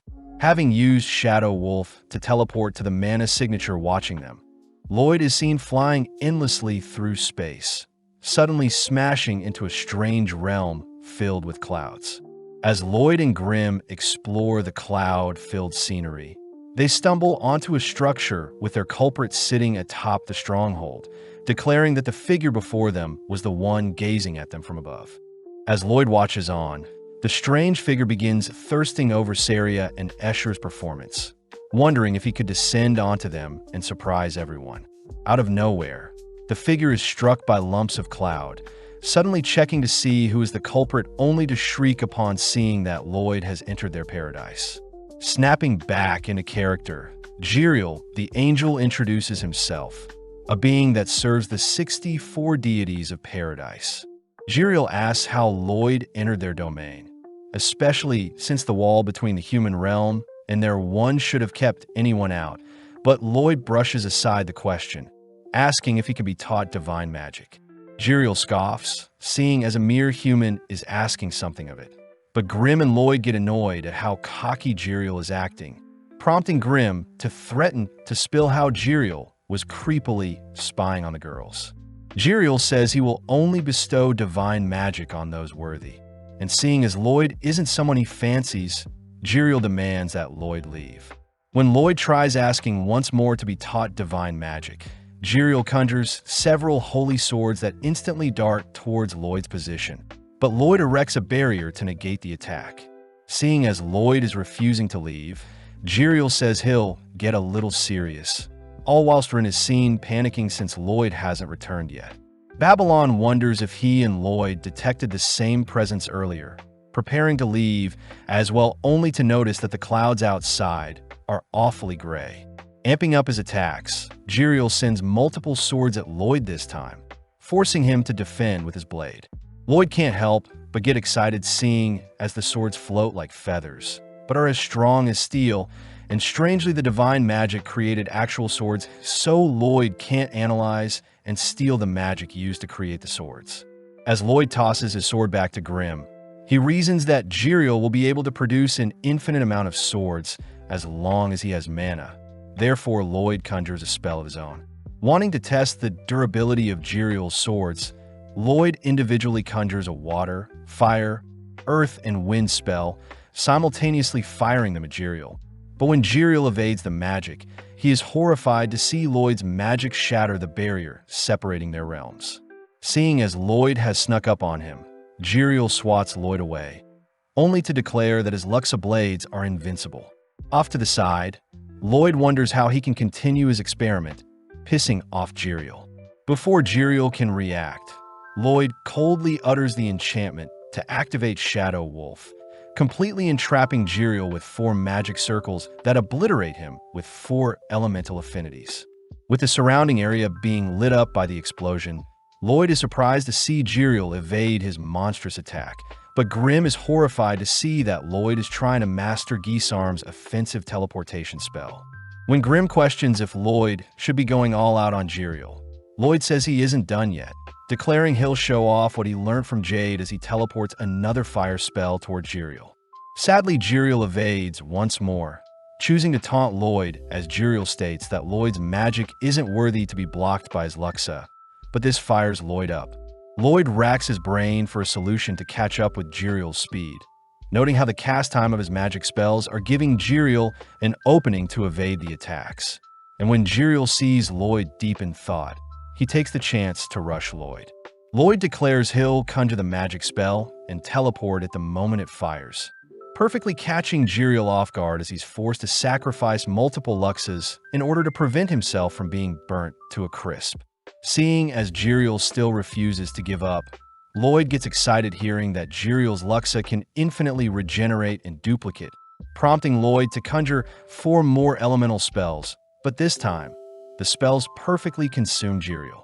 Jiriel cries that he was lying and that there is a finite amount of swords he can create, but having been decimated by Lloyd, Jiriel is seen collapse onto the clouds below with a see-through body. Grimm suspects that since Jiriel is made of mana, his body becomes more transparent the weaker he is, and before Jiriel can dissipate for good, Lloyd begins pumping mana into him to rejuvenate him. Jiriel is touched by Lloyd's act of kindness, amazed that Lloyd was so willing to feed him a huge amount of mana, and as Lloyd feeds Grimm some mana as well, Jiriel offers to form a pact with Lloyd and teach him divine magic. Secretly, Jiriel says he'll possess Lloyd and take over his body, but when Jiriel and Lloyd form their pact, Jiriel is horrified to see he has been absorbed into Lloyd's hand. Grimm cries that Jiriel was naive to look down on Lloyd, crying that Lloyd has way more mana than Jiriel. And seeing as he has no choice, Jiriel says to learn divine magic, an angel must engrave their signature onto the caster's soul.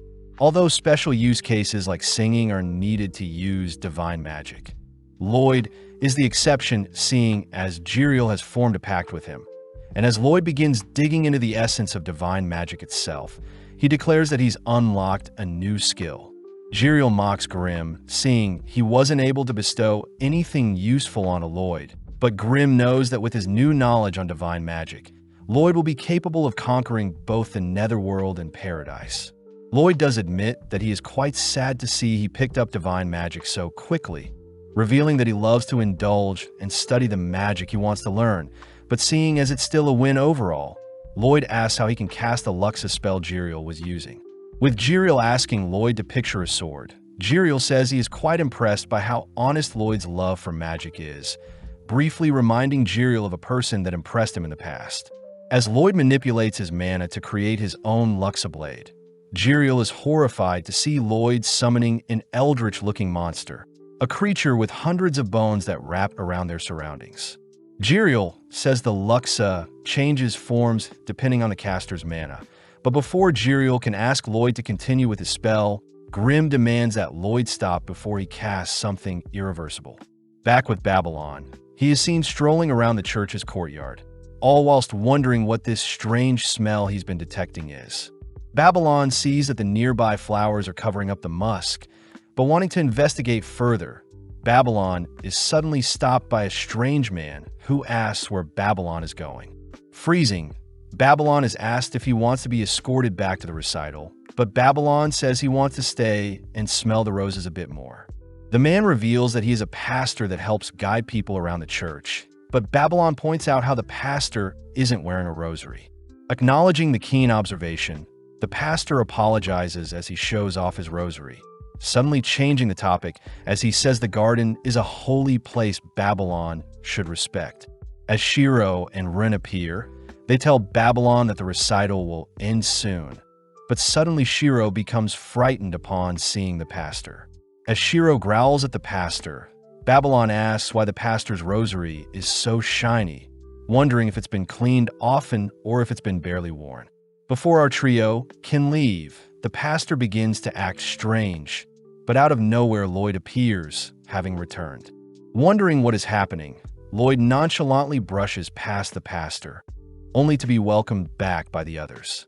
With Lloyd and the others heading back to the recital, Jiriel notices something familiar about the pastor, but regardless, the gang head inside to praise Escher and Saria for their amazing performance. As Lloyd holds back Jiriel from thirsting over the girls, Babylon asks if there is anything special about the garden in the church, but Escher says the garden is where they bury pets that have lost their lives.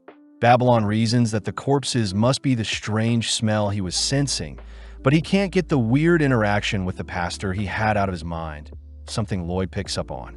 With Lloyd declaring that he'll be leaving the church, we cut outside to see it pouring, all whilst the pastor curses at himself for losing his previous rosary and his new one almost blew his cover.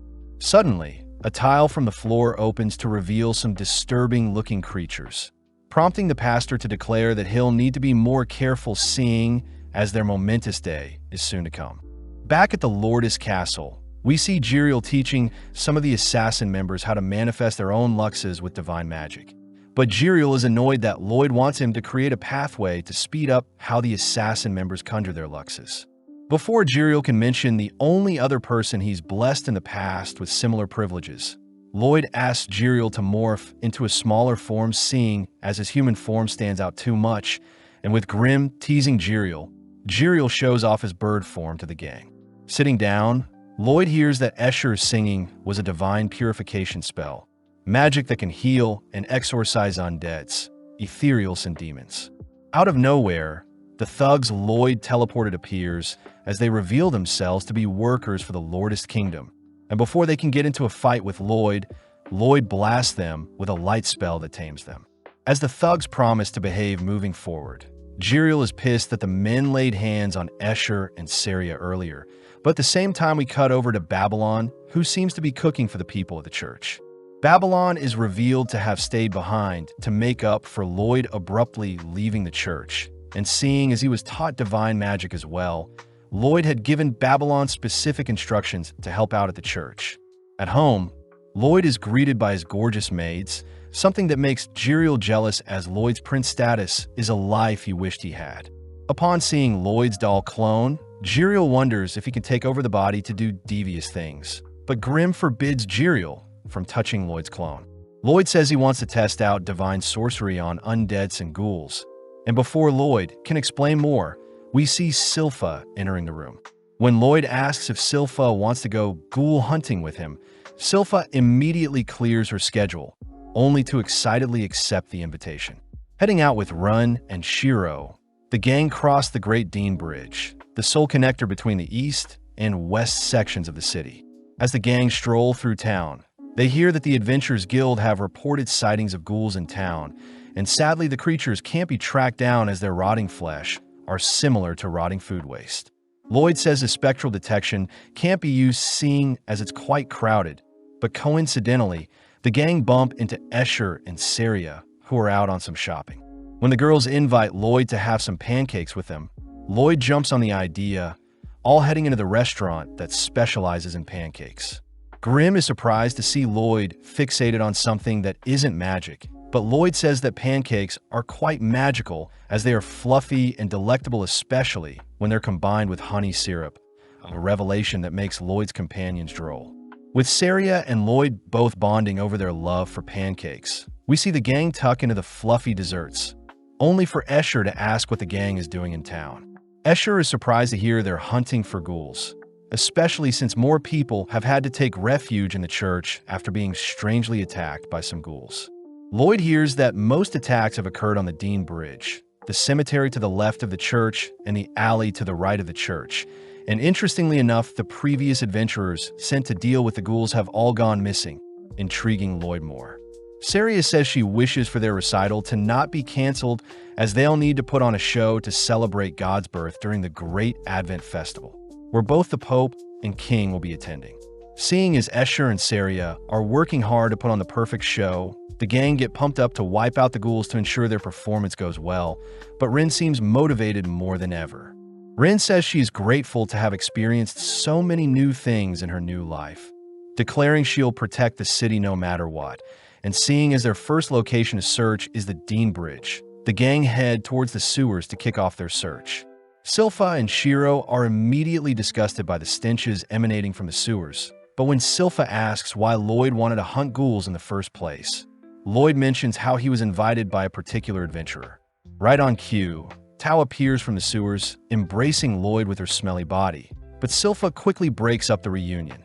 Tao reports that she got lost in the sewers and lost her torch when returning to the entrance, but before Tao can head home to restock on supplies, Lloyd shows off his divine helio spell that lights up their surroundings. With Lloyd leading the way through the sewers, the gang are amazed that Lloyd's helio spell is both lighting up their surroundings and cleansing the surrounding air and water, making it a more appealing place to explore. With Tao now able to use her chi detection due to the clean air, she changes into one of Ren's maid outfits, noting how it's quite tight in the upper region.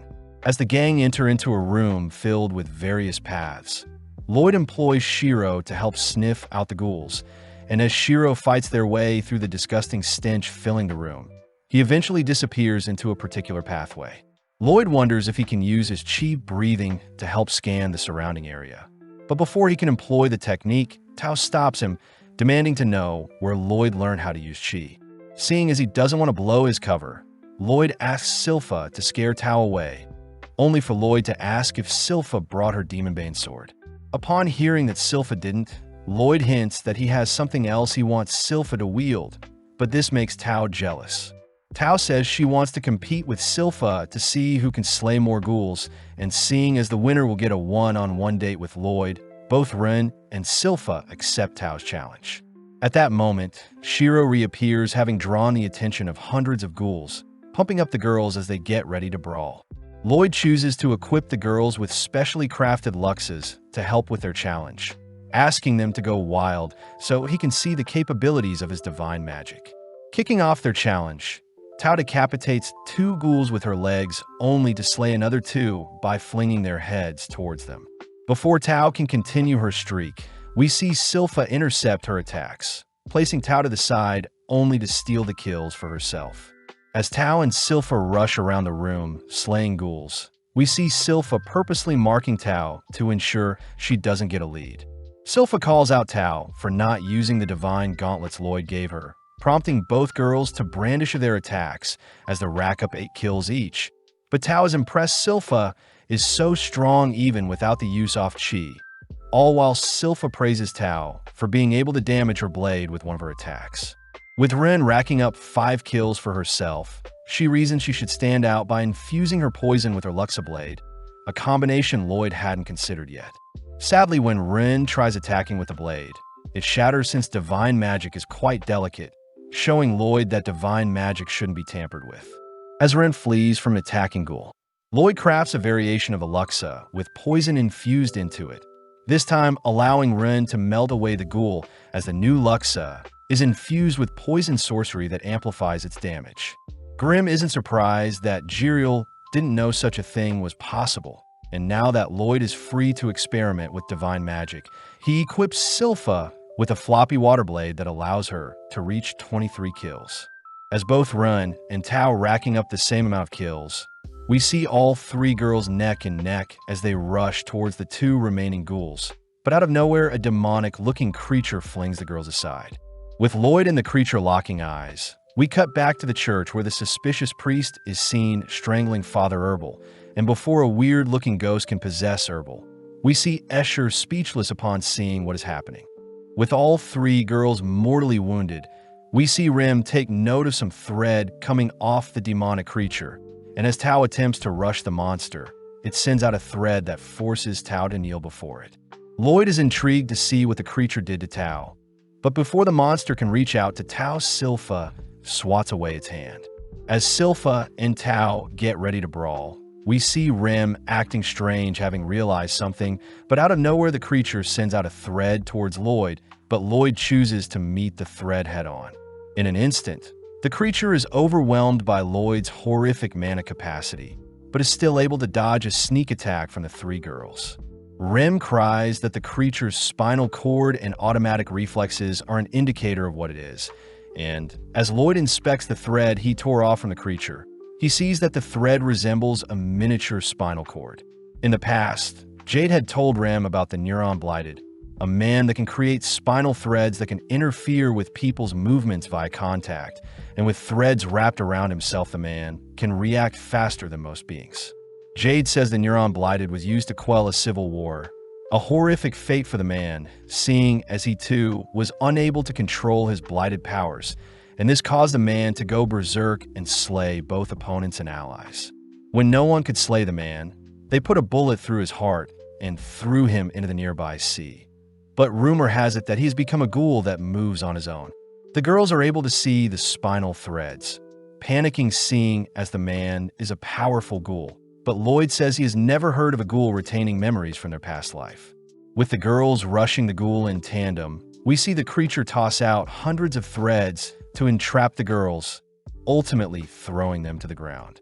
At the church, Escher cries for the priest to stop choking Herbal, but the priest simply calls for his ghost friend to possess Escher, as he'll simply dispose of Herbal's body. As the ghost begins to swallow Escher whole, we notice a single dagger slay the ghost and puncture the priest's arm, revealed to be Babylon, who has come to save the day. Seeing as there is a threat, we see the mysterious priest transform before everyone's eyes, taking on a demonic-looking form. When the ghoul glances at Lloyd, it begins its march towards the boy, but the girls instantly rise up, declaring that they've figured out the monster's tricks. With the girls drawing the luxes, we see the creature shooting out its web of threads once more, but this time the girls manage to make their way through the threads. Before the girls can land lethal blows, the ghoul reflexively defends against all 3 attacks, only to blow Tao and Rem back. Seeing an opening, Silpha thrusts her blade towards the monster, but it manages to catch Silpha's blade, giving Rem the chance to mount the creature. Making use of her poison, Rem begins infecting the monster's brain with her neurotoxins, officially paralyzing the ghoul's spinal threads. Tao rushes in for a kick to the head, only to follow up with a flurry of punches, but she swiftly evades, having detected the ghoul hardening its thread in an attempt to cut her. As Tao leaps back, she sees the hardened thread dicing up the ghouls around her, and as the ghoul leaps into the air and buys time for Rem's paralysis to wear off, it fires off another cage of threads at Tao. Countering with a chi tornado, Tao is able to wrap all the threading around her Luxa gauntlet, only to fling the ghoul towards Silpha. Taking a stance, Silpha welcomes the challenge as she employs a dual blade slash that sends the creature flying. But before the girls can celebrate, Silpha says he was able to block the last second since his paralysis wore off.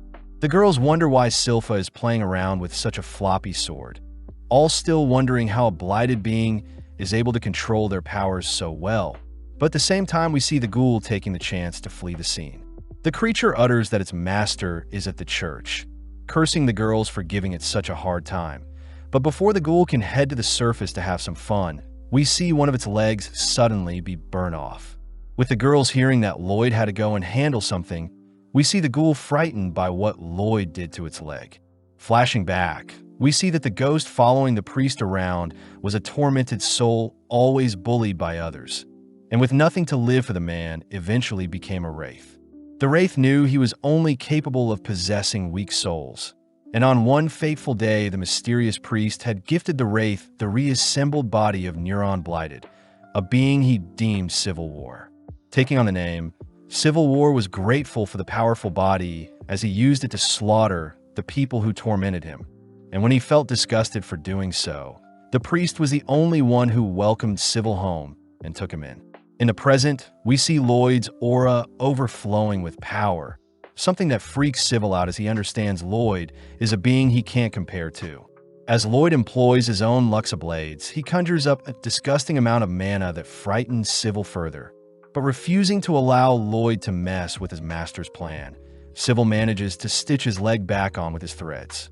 As Civil rushes Lloyd, he is forced to duck and weave, all whilst giving up one of his arms to evade the onslaught of the 7 goddess blades Lloyd is using to surround him. And having spotted an opening, Civil rushes to attack Lloyd from behind. Sadly, Lloyd's perfect barrier halts Civil's attempt, and as Civil and the wraith's life flashes before their eyes, we see Lloyd choose to spare him. Lloyd confirms that Civil is no longer reacting reflexively and is now moving on his own, excited to study Civil as Lloyd plans on taking Civil to meet the other Blighted at Lourdes. Lloyd is surprised to see Civil can talk, only to warmly offer Civil a place to stay, words that make Civil tear up. Civil cries that he is grateful for the love Lloyd has given him. But as we flash back, we see the priest forcing Civil to swallow the divine spell Luma Maxima, a contingency plan for whenever Civil is captured. In the blink of an eye, Civil's body is eradicated, alerting the priest to Civil's demise. Although Lloyd is unharmed, Lloyd chooses to retrieve the blade Civil had lodged in his skull, intrigued to see what Civil's master has in store for them. On the surface, Babylon orders Escher to take Herbal to the Adventurers Guild, and although Escher doesn't want to leave Babylon behind, she forces her body to drag Herbal to safety. Babylon admits that he stands no chance against the priest, and before he can make small talk with the priest, we see the priest extend an attack with his demonic arm, although Babylon can evade. He remembers the moment where Lloyd had entrusted him with protecting the church, uttering that Babylon should keep an eye on the mysterious priest and rely on his intuition to survive. As Babylon charges up a spell, he says he is surprisingly calm even when faced against such a powerful being, choosing to toss out some projectiles that don't faze the priest. When the priest extends his claws towards Babylon, he forces Babylon to dig deep, inspired by Lloyd's words as he manages to slip by the priest's defenses. Instantly, Babylon blasts the demonic priest with hundreds of glow-purifying spells, an attack that stalls the priest. Sadly, the priest locates Babylon through all the blinding lights, only to puncture Babylon's heart, swiftly ending their brawl. At the same time, we see Escher taking Herbal to safety, all whilst Lloyd and the gang seem to be waiting out the storm. The priest declares that his own body isn't so easily taken down, turning to leave, but suddenly Babylon springs back up, declaring that the priest had missed his heart. It's revealed that Babylon is able to rearrange his organs and bones in his body, successfully evading the lethal strike the priest dealt. And now that he is close to the priest, Babylon tenses up his body and strikes the priest with a powerful blow. Unfortunately, the priest's stiff body ends up reflecting the impact on a Babylon, inspiring Babylon to surpass his limits.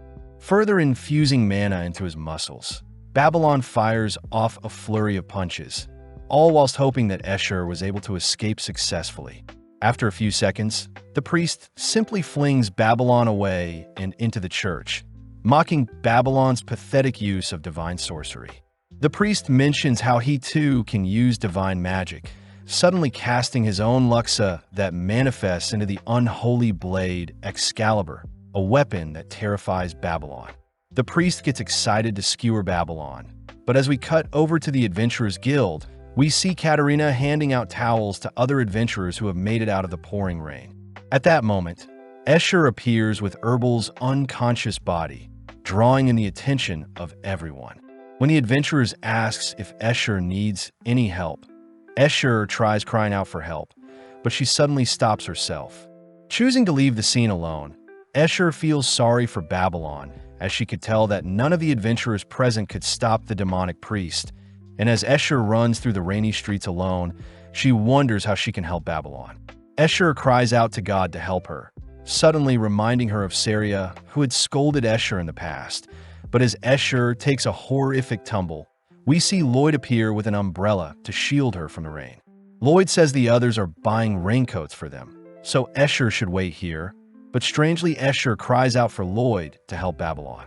Realizing she was asking a mere child to do the impossible, Escher quickly wipes away her tears, but before she can correct herself, Lloyd has already disappeared. At the church, Lloyd is horrified to see Babylon bleeding horrendously, having been punctured with hundreds of luxes.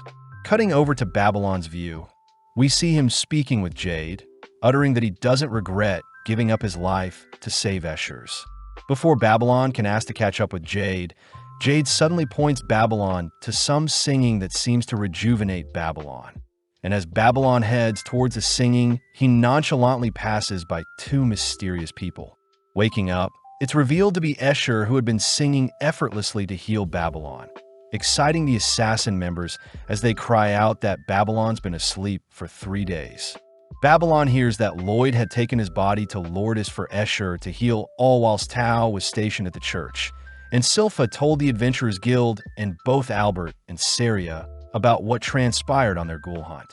Luckily, Escher and Herbal will stay at the Lourdes Kingdom for safety, and any other workers will be housed at the Saloon Mansion. As for Lloyd, we see him arrive just in time to welcome Babylon back, revealing that he and Jiriel had tried healing Babylon themselves. But it was ultimately Escher who stayed up the past 3 days to sing and heal Babylon. Babylon is grateful for everyone's help, choosing to fill everyone in on the priest's ability to shape-shift and use luxes, but Jiriel refuses to believe he blessed such a demonic man. Babylon adds that his glow divine magic did nothing to the monster. But Lloyd says purification magic only works on those who are guilty, and seeing as that monster of man didn't feel bad for harming Babylon, Lloyd declares he'll need to investigate things further. Speaking to Herbal, Lloyd hears that the priest wanted a wraith to possess both Herbal and Escher to further infiltrate the church, swiftly asking Babylon what made the priest suspicious. Babylon simply utters that he was rounding the garden during his free time, and coincidentally he saw the priest. And seeing as Escher had mentioned that the priest hated her singing, Lloyd deduces that something is off with the garden. As the gang return to the church, they're amazed to see the two crooks have been hard at work tidying things up, but Babylon sees that something is bugging Escher. Lloyd asks Tao if anything happened while he was gone, hearing that Katerina came by to learn about the incident, but right on cue Katerina appears. Katerina is clearly pissed off at what the priest had done, revealing that she had reported the attack to the church's headquarters. At the same time, we follow Pope Gaetan receiving news of the attack by the mysterious priest.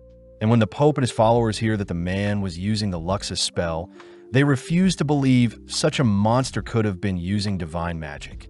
The followers even begin accusing Babylon of spreading false rumors. But Gaetan silences everyone, declaring that they'll request Katerina to submit some evidence if they want the church to act on anything. Katerina is clearly pissed that the Pope doesn't believe them, apologizing to the gang as it seems the Adventurers Guild won't be of much help to them. But Lloyd declares they'll destroy the garden if it means they can gather some evidence. Herbal reminds everyone that such a sacred place shouldn't be tampered with, but Lloyd says he can't use Shiro, seeing as he's been acting weird lately.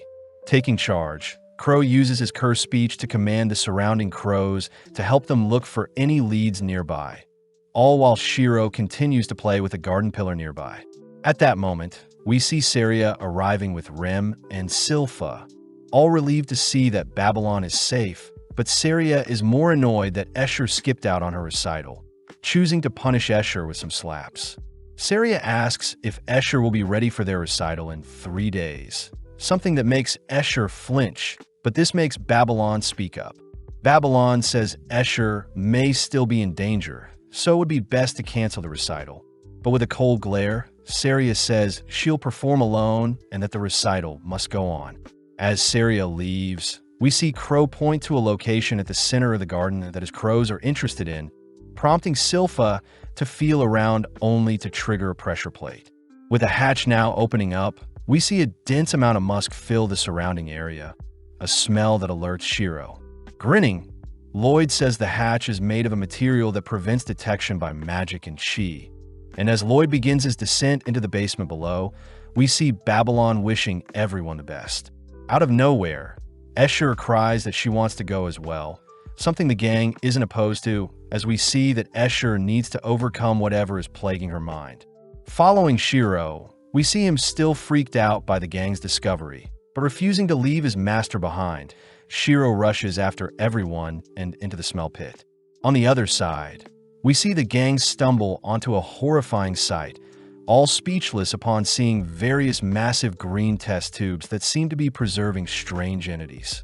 Flashing back, we follow the moment when Babylon's lifeless body was taken back to Lourdes, something that horrified the assassin members as they refused to believe another one of their family members had been slain. When Escher offered to sing to heal him, Talia had to hold herself back from slapping Escher, reminding Escher that a priest was the one that harmed Babylon. With everyone laying eyes on the disgusting monsters before them, the gang cry out that there are human experiments amongst them as well, plus Silpha points out how they can hear everything happening in the church directly above them. The gang fear that the priest will return soon, but Rem suddenly points out a familiar-looking ghoul similar to the one they fought in the sewers, making Silpha realize that the influx of ghouls in town wasn't a coincidence. Lloyd declares that synthesis combined with alchemy was used to create the horrific beings before them. And interestingly, the priests seem to be experimenting with fusing wraiths into people. Disgustingly, Silpha wonders if the ghouls they fought were the priests' twisted experiments. And worst of all, the priest's monstrous form would indicate that he is a chimera. The gang are all pissed at the priest for toying with the lives of hundreds of people. But off to the side, we see Lloyd fixated on the papers he has found, weirdly jumping in joy at the intel he is gathering. Lloyd secretly wishes to personally inspect the priest's chimera body, but suddenly Silpha and the gang cry that they'll destroy the laboratory, something that Lloyd doesn't want happening.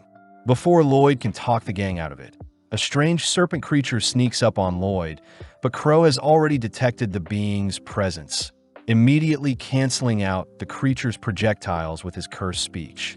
Seeing the creature to be a Lamia, the gang wonder how they'll put it down, but Lloyd sternly orders Crow to capture and not slay the monster.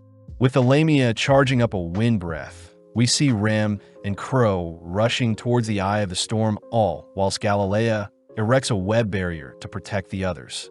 The gang are surprised when the Lamia erects a barrier of her own to ward off Rem's advances. But luckily, Crow's cursed speech easily passes through the mana barrier, ultimately bringing the Lamia to her knees. Upon closer inspection, Lloyd confirms that the Lamia is actually a human, a revelation that makes everyone sick. Seeing as the Lamia is writhing in pain, Crow prepares to put the being out of her misery, but suddenly Escher asks to speak with the poor soul. When Galilea tries pulling Escher away, Lloyd stops Galilea, only for the Lamia to tail whip Escher, a reaction Escher knew was coming seeing how frightened the Lamia is. Escher can only feel sympathy for the girl who had been tortured and forced to fear the priest, but out of nowhere the gang suddenly hear the tunes of a piano being played above them, a phenomena that naturally prompts Escher to sing along. Apparently, when Escher had asked to sing to Babylon, she had made it her mission to revive him with her singing, and it was thanks to her singing for 12 hours straight that ultimately softened the severity of Babylon's lethal wounds. In the present, both Escher's singing and Seria's melody both interweave to cleanse the Lamia from her curse. And interestingly, the girl seems to recognize Escher's singing and Seria's melodies, as it was ultimately their music that gave her the strength to hold onto her humanity. Having come to her senses, the Lamia apologizes for attacking Escher, but Escher can only embrace the poor girl, feeling bad for the horrible experiments performed on her. In the aftermath, we see Albert informed of the secret laboratory beneath the church, but off to the side, we see the Lamia girl given the name Lami, all whilst apologizing, seeing as she doesn't remember who she is. Lloyd reasons that Lami may have been an adventurer in the past, reassuring the girl that she can live in Lordest, where she'll be welcomed with open arms. And interestingly, Lami says she found an old-looking Rosalie left behind by the mysterious priest. As Lloyd inspects the item, he hears that the priest hates all gods, but Lloyd takes the chance to show off the notes he snatched up before the laboratory was completely destroyed. Although Escher is opposed to Lami seeing the papers in fear of her, reliving her traumas, Lloyd corrects her, seeing as the mana signature used to fuse Lami and her serpent body is far too complex for Lloyd to decipher, and it seems their best bet would be for Lami herself to study up and investigate how her monstrous body was created in the first place. Feeling a sense of warmth coming from Lloyd, Lami cries she'll overcome her trauma, something that makes Escher run off. Escher chooses to meet up with Seria, surprised to see Seria is enjoying some home-baked macarons Babylon had whipped up, only to cry that she'll sing alongside Seria for the upcoming Advent Festival. Sadly, later that day, we see Albert adoring Lloyd, only to regretfully announce that the upcoming festival will be canceled. Albert fears that the existence of the priest is too much of a wild card for the festival to be held, and seeing as the gang expect the priest to cause a ruckus during the festival and even tries slaying the Pope, Albert wonders how he can call off the festival without upsetting the townsfolk. Silpha adds that the rosary Lami found was a golden one, an indication that the mysterious priest is one of the 12 bishops that oversee the central church, including the Pope. When Herbal says none of the bishops match the priest's looks, Silpha mentions how the priest can most likely morph their body to blend in. But this isn't enough to convince Herbal that there is a traitor amongst the bishops. Babylon suddenly remembers that the priest didn't need a ritual to cast his luxes and had used a pass, and seeing as only one of the 12 bishops can pull off such divine sorcery, Herbal finally accepts their discovery. As it begins to rain, we see Grimm asking if Jiriel already knew about one of the bishops being a devious person, But Jiriel says he only gave Gaetan the Pope the pass, and Gaetan chose to bless the 11 other bishops, a feature Lloyd used to teach the assassin members how to conjure their own luxes. Seeing as the church still won't acknowledge the dangers the mysterious priest may exhibit, Albert says they'll simply have to continue the festival as planned, but they'll need to isolate each bishop during the festival and interrogate them as a way to protect Gaetan himself. Albert declares that their current party will have to be responsible for protecting Gaetan during the festival. But as we cut to a few hours later, we see a letter being delivered to the central church. Strangely, Bishop Anastasia intercepts the letter when she hears it was meant to be delivered to Gaetan directly from Albert, only to smirk as she runs off into a strange room. With the tap of her shoes, she forces another mysterious-looking hatch to open, only to report the letter to the priest who seems to be in his main laboratory. Anastasia says Albert will be inspecting the church in the coming days, something the priest isn't too concerned about as he unveils the leftover arm of civil war only to consume it with his monstrous hand. In an instant, the priest is able to mimic Civil's powers perfectly, declaring that he has lots of tricks up his sleeve for the festival, only to call forth the various monsters he had created in his lab. Moving forward in time, we see our gang greeting Gaetan and his bishops, all a little sad that it is pouring. Silpha says they'll be skipping Gaetan's welcome ceremony, so Gaetan declares that his bishops and the gang will all split up as instructed by Albert, but this annoys Archbishop Ganmo. Gaetan explains that there is a traitor amongst their ranks, and with Silpha moving Gaetan to a separate location first, she swiftly intercepts Anastasia, revealing that Silpha herself will be partnered with Anastasia. Off to the side, Archbishop Bats says he can fend for himself if anything attacks them, but Archbishop Dante warns Bats to not be so cocky, pissing Bats off. With Rem appearing, she asks for Archbishop Yataro and Dante to join her whilst Bats and Archbishop Melissa will be partying with Crow.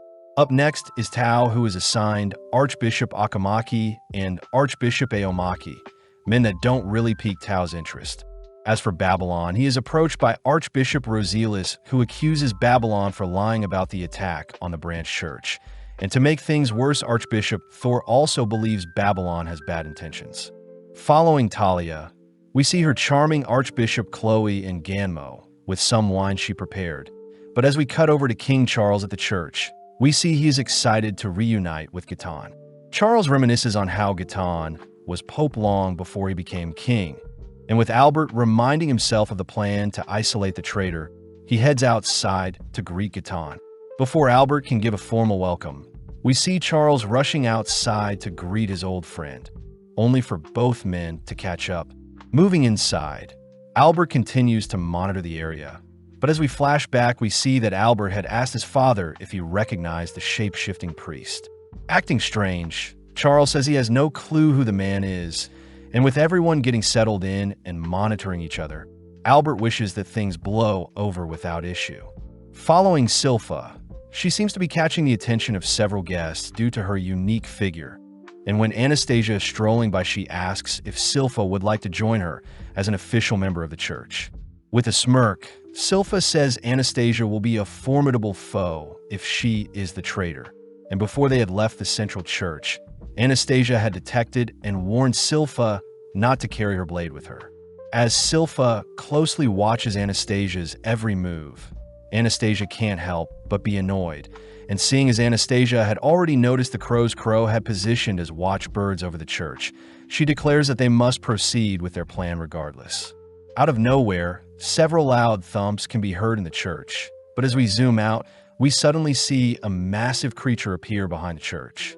With a horrendous roar, the creature's presence is felt all across the kingdom, and before Albert can order the guards to brace themselves, Gaetan mysteriously utters that the gates of hell have opened. As Gaetan utters some cryptic words to Charles, we flash back to see a younger-looking Gaetan who had been selected to be the next pope, only to be brought before several archbishops. To complete the ceremony, Gaetan was struck by multiple Luma Maximus spells to test his purity, all whilst the young boy watched from the sidelines. And when he had passed the test with flying colors, he was given the title of Pope for being pure.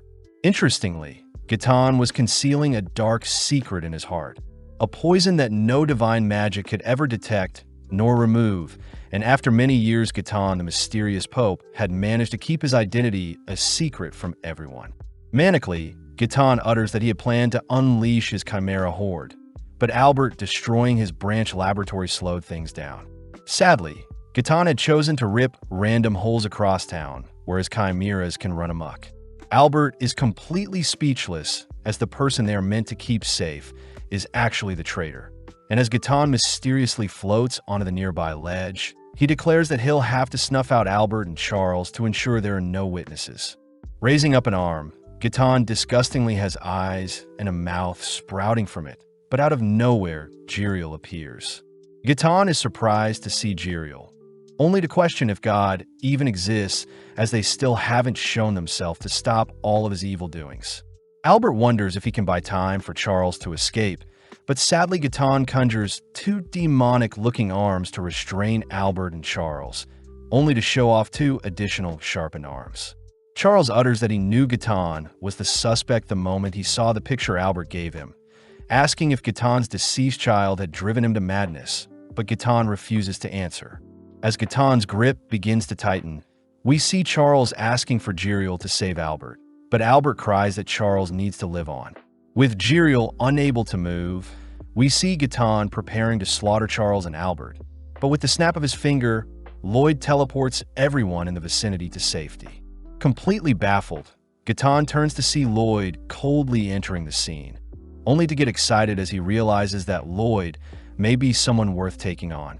Gaetan remembers brushing past Lloyd in the past, curious as to how a mere child could enter heaven when he himself couldn't, admitting that he wants to wipe out a nation and cause an atrocity to force God to appear before him. With Lloyd and Gaetan standing before each other, Gaetan declares that he'll make Lloyd one of his sacrifices to complete his grand scheme, all whilst Albert and Charles, along with all the others Lloyd had teleported away, are seen in the saloon castle. Diane rushes to ask what happened, prompting Albert and Charles to declare that they'll be taking on the monsters that have appeared in the kingdom. But as we cut back to Gaetan, he is confused to see Lloyd's mana manipulation. Gaetan says he can sense Lloyd is expending a huge amount of mana to conceal his presence. And with Grimm reporting that Escher and Saria are safe, Lloyd orders Jiriel and Grimm to help take out the chimeras on the street. When Jiriel asks to help, Lloyd sternly says Jiriel is too weak, and in the past Grimm had asked why Lloyd doesn't just locate Gaetan with his magic. Lloyd had revealed that Gaetan is also concealing his presence, making him on par with a demon lord, and with Lloyd promising to not be reckless, we see Grimm and Jiriel leave the scene. Attempting to stop Jiriel, Gaetan conjures his unholy Excaliburs, but having taken his eyes off Lloyd, Lloyd masterfully blasts Gaetan with a fire spell. With Gaetan able to block the spell, Lloyd simply compresses the magic to make it more deadly, forcing Gaetan to block the spell with several barriers only to deflect the beam entirely. Teleporting and smacking Gaetan in the face with some chi-infused kicks, Lloyd continues his onslaught by conjuring his 7 godly luxes that puncture and blow Gaetan through the church's ceiling, a spectacle that horrifies Grimm and Jiriel. Seeing the surrounding scenery, Lloyd sternly declares that Gaetan had crossed a line, but Gaetan simply smirks as his unholy Excalibur begins to morph. As fires and unrest spread across town, we see various townsfolk fleeing for cover, and when the first civilian is almost squashed by the projectile of a monster, we see Galilea and his party appear to save the man. Buying time for the civilians, we see Talia along with Chloe and Gammo prepare to brawl with the horde of creatures, prompting Galilea to conjure his Luxa. Flashing back, Lloyd had apparently asked to be part of Saria's upcoming recital, but Albert had asked why Lloyd had asked. Lloyd makes up that he can't fight, so it would be best to stay near Albert himself, an idea Albert isn't opposed to. But with most of the gang leaving, we see Lloyd deduce that the Pope must be the mastermind behind everything. When the assassin members ask why, Lloyd says only the Pope would have the influence and money to construct such massive laboratories. Back in the present, Gaetan demands to know who Lloyd truly is, all whilst wiggling on the blades that Lloyd had pierced him with. When Lloyd doesn't answer, Gatan simply calls for two of his blades, instantly cutting himself free. Seeing as they need to help clear out the chimeras, Grim and Jiriel continue to fly off, but Jiriel fears that Lloyd may need help. Grim says Lloyd is in a bad mood, especially since Gatan had done some foul things to his friends. So with Lloyd's companions giving him some space, we see Lloyd caught off guard when Gatan announces Lloyd to be the god he'll sacrifice. With Gatan conjuring several more Luxes to face Lloyd, Lloyd decides to get serious. All whilst Crow's report to the other assassin members that the Pope is indeed the mastermind. Rem declares that she still needs to be wary of the other archbishops. Wondering if the stitches on Dante's face is an indicator of him being a chimera, but when a monster sneaks up on Rem, a sudden burst of divine energy incinerates the creature. Revealed to be Yataru looking after her, Rem gets freaked out and socks him in the face when Yataru gets too close, all whilst Dante's observer duo. As for Silpha, we see her suddenly dodge a lethal slash from Anastasia, an attack Anastasia had hoped would have put Silpha down, seeing as her cover is blown. Anastasia says she'll be resigning as a bishop and taking on the title of Luna Priestess. But as we cut back to Galilea and his squad, they're caught off guard when a peculiar-looking chimera attacks with some magic. Announcing itself to be Grimoire, the Forbidden Tome, an A-rank chimera that Gammo declares must be the legendary demon that was sealed in the Saloon Kingdom in the past. But funnily, Chloe and Galilea know the chimera before them is a fraud. With Grimoire growling at the gang, we switch to Crow and Bats, drawing the attention of a horde of chimeras, all whilst Melissa is seen manning the church they were stationed at. Bats has full faith that Melissa can protect the church alone, but Crow is confused as to why his crows are acting strange, so he chooses to ascend some buildings to scope out the surrounding area. With Bats following after Crow, they're both speechless when they lay eyes on the nether beast Black Dragon, a double S-rank chimera that has appeared in the center of the kingdom. With its aura alone, the dragon begins burning up the surrounding area, and before Bat can ask Crow what they should do, Crow has already begun making his way towards the dragon.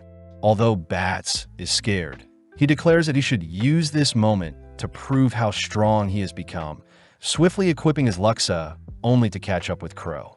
Following Tao, we see her world flipped upside down when she is caught and flung into the ground by a chimera, a being known as Chakra, the Falling Flower's Fist, an A-rank chimera. Aomaki and Akamaki are in disbelief as they had witnessed Tao and Chakra charge each other. And although Tao had parried Chakra's 6 arms, Tao still ended up losing the exchange.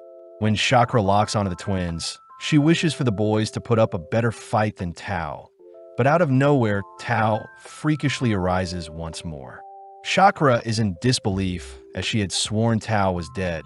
But out of nowhere, one of Chakra's hands is revealed to have been torn off by Tao when they were grappling. Tao says she recognizes Chakra's Falling Flower Fist martial art style, seeing as it was a phantom martial art style that vanished after only one generation when it couldn't be passed on, information that allows Tao to deduce that the Wraith of Chakra is manning the chimera before her. Flustered, Chakra cries that her Rakikan techniques are flawless now, that her new body has additional body parts that surpass human limits. But Tao asks why Chakra wanted to be strong. Tao herself admits that she had trained hard to become popular, and before Chakra can voice her disbelief, Tao lets down her hair only to exude a powerful aura. Instantly, Chakra smirks, seeing as she has found a worthy opponent, only to take a battle stance. With Tao matching Chakra's bloodlust, Chakra sees Tao's warrior symbol only to remember a time when her master had told her to train continuously until she mastered her techniques. But Chakra was too impatient, so she chose to become a chimera to surpass her master's expectations. As Tao begins to focus, she begins gathering the chi around her, slowly infusing and condensing that chi to empower her body. When Chakra readies herself to take on Tao head-on, Chakra notices the air around them begin to quake, all whilst the ground beneath Tao begins to shatter. In the blink of an eye, Tao appears before Chakra with an unstoppable kick. Unable to move, Chakra can only remember back to the moment when she had begged others to learn her martial arts fighting style. But sadly, no one would listen to Chakra, since she is inferior to Hyakkin. Pissed, Chakra had tried to jump off a cliff to spite her peers, and when she became a wraith, it was Gatan that reached out a helping hand. With Tao's kick being so strong, we notice Chakra's eyes popping out from their sockets, and when Tao follows up with a punch, we see Chakra being blown apart by the sheer impact. Chakra yearns for her fighting style to live on, but with her chimera body unable to move, we see the twins baffled, seeing how amazing Tao was to have negated Chakra's advances all whilst managing to slay the enemy before her. Strangely, Chakra is still alive, and before the twins can blast her with divine magic, Tao is seen commending Chakra for an amazing fight, words that finally allow Chakra to pass on without any regrets. Back with Galilea, we see him realize that Talia can't use her powers on the chimeras, seeing as they're basically puppets. Plus, Grimoire continues to regenerate any wounds, all whilst blasting the gang with spells. Galilea chooses to order Chloe and Ganmo to head back to their church they were manning, only for Chloe and Galilea to prepare to slay Grimoire. Before our duo can do anything, a strange kid appears, blowing off Grimoire's head with a kick, following up with a disgusting spell that shreds the remainder of Grimoire's body, leaving behind a lone wraith. The kid orders our duo to deal with Grimoire, only to zip away, leaving the wraith to admit that it was a fan of Grimoire. Talia simply slays the wraith with a divine spell, only to wonder where she recognizes the kid from. As sparks light up the sky, we follow Lloyd and Gatan clashing swords, both soaring higher and higher only to breach into the clouds above. Gatan is ecstatic that Lloyd's powers is greater than he had expected, and with Lloyd ordering Gatan to let loose, Gatan suddenly unveils his demonic body along with an army of swords. On the ground, Roselius is seen cleaving away at a pig monster with her scythe, but seeing as its skin is too thick, Babylon and Thor are forced to help carve off its head. The trio are annoyed that the pig has been regenerating and getting tougher the longer they draw out the fight, and it seems the gang can't figure out why the pig is immortal. With the pig announcing itself as Mega Meat and Triple S-Rank Chimera, Babylon wonders if the Pope was the one who created Mega. Locking on to Babylon, Mega throws out a devastating punch that sends Babylon flying through multiple houses, leading Mega to march towards Babylon to snuff him out. When Thor and Roselius try stopping the pig, Babylon asks why Mega hates humans so much, and surprisingly, this halts Mega's advances as he begins to open up to the gang. Mega says he was created by an alchemist that adored Mega as its Ouroboros number 6. And disturbingly, the alchemist had used Mega's immortality to harvest pork, so that way they could feed every starving person in the world. Mega was flattered that he could help so many people, but sadly Mega's flesh was not edible, leading Mega to set fire to his home and flee the area. Mega had tried feeding his meat to random people, but they all were disgusted and began to fear him. News that made Mega despair, as his sole reason was to feed people. It was then when Gatan and his army of chimeras approached and recruited Mega, and when Gatan devoured Mega's flesh, he immediately knew Mega's regeneration could be used as a weapon. Gatan had ordered Mega to seek revenge on the humans that would despise eating him, an order that made sense to Mega, but before Mega can resume his rampage, Babylon offers up his own story. Babylon reveals that he and his assassin members would frequently forage and seek out any food they had when they were broke, a pity since Mega would have been a perfect match for them, something that intrigues Mega. Babylon declares that he'll devote his life to make Mega edible, an offer that leads the gang to a nearby kitchen, but Thor and Roselius fear that Mega's meat looks too horrid to be eaten. Glaring at Babylon, Mega watches as Babylon tries beating his hardened flesh, grinning as it seems Babylon has met his match. Luckily, Babylon begins to stroke the flesh, surprising everyone when the flesh magically softens up, allowing Babylon to begin dipping it in a flour mixture to deep fry. Mega utters that the stench from his flesh once forced a restaurant to shut down, but interestingly, Babylon doesn't seem the least bit concerned as he delicately serves up a golden fried pork dish. Mega agrees to hold back his slaughter if Roselius and Thor are able to eat the meal without throwing up, words that put pressure on our duo as they slowly devour the pork before them.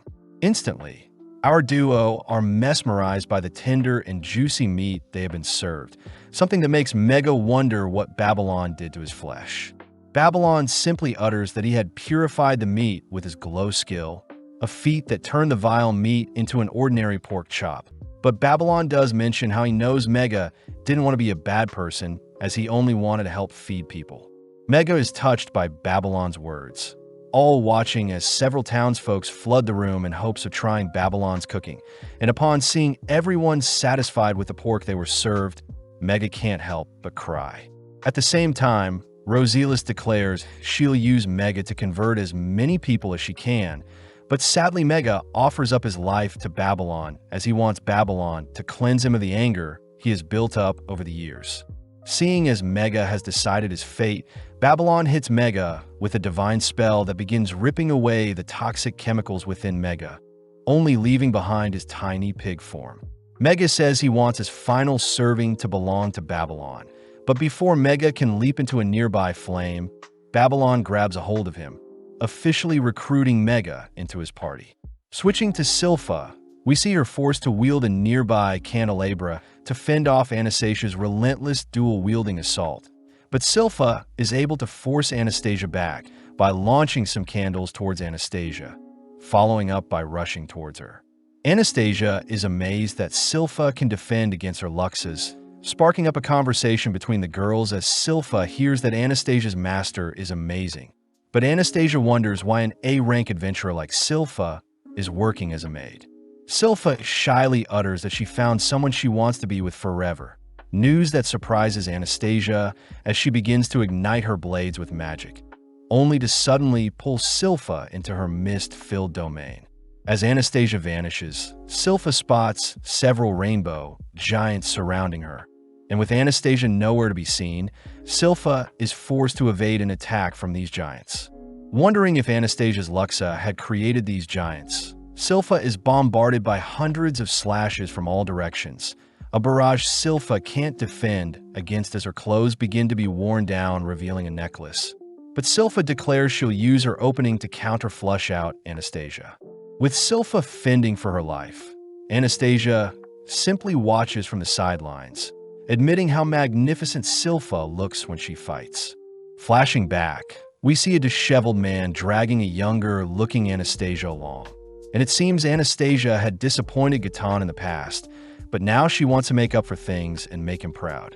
Seeing Silpha being overwhelmed, Anastasia leaps in for the killing blow, but Silpha uses the opening to unveil her own Luxa, instantly blowing Anastasia into the air.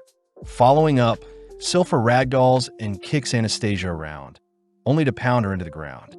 Getting serious, Silpha takes a stance and hones in on her target, freaking Anastasia out as she unleashes multiple blades to stop Silpha. Sadly, Silpha has already calmed her mind, instantly cutting down Anastasia only for the mist domain around them to begin to vanish, all whilst Silpha seems to be exhausted. Anastasia wonders why she didn't slay her and why she was hiding her divine sorcery all this time. But Silpha utters that Lloyd had gifted her the ability to call forth her Luxa. In the past, Lloyd had given Silpha a glass ball with a mana signature to help Silpha conjure a Luxa, especially since Silpha isn't as skilled with magic as others. Silpha was flattered by Lloyd's gift, uttering that she is willing to wait however long until Lloyd reciprocates her feelings. But when Silpha tries getting up, she realizes that the minuscule amount of mana she had used to conjure her Luxa has fatigued her.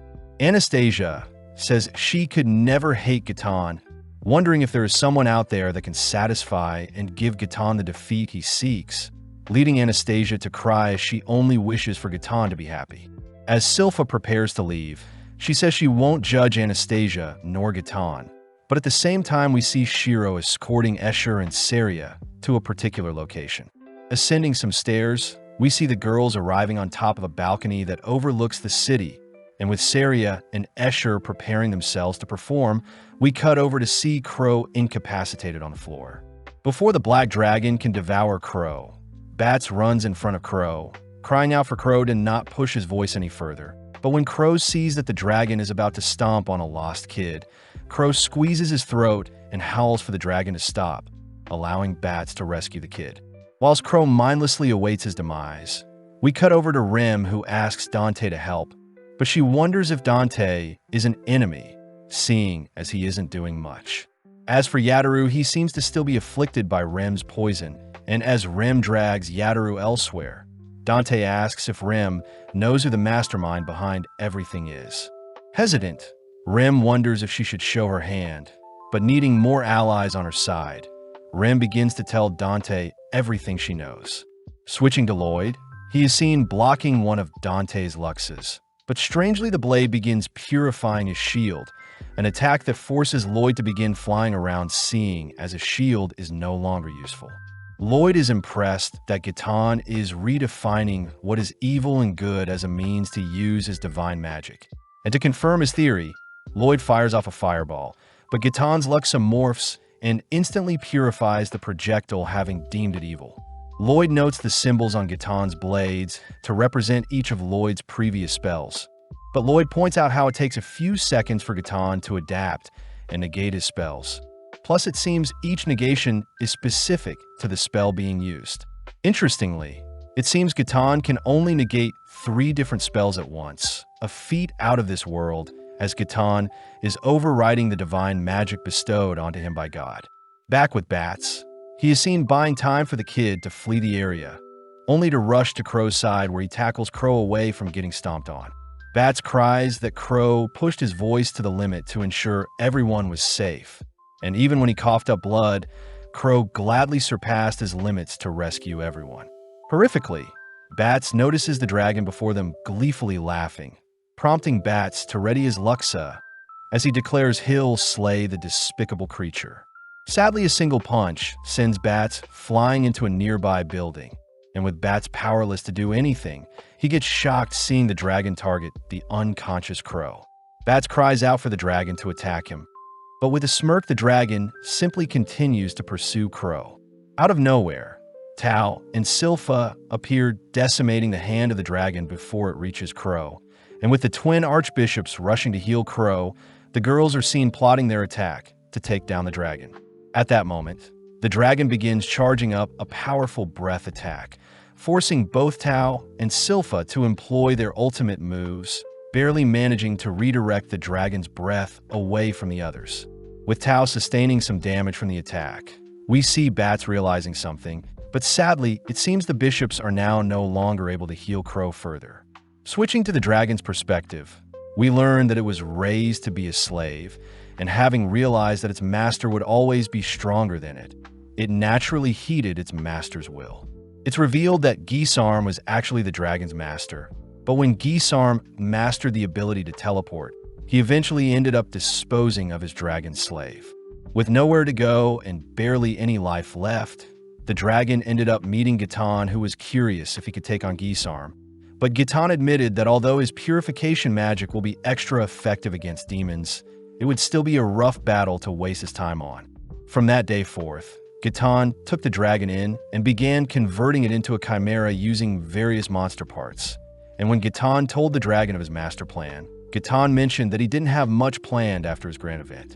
In the present, the dragon is seen having fun as it slaps around Silpha and Tao, and sadly, it seems Tao has lost consciousness.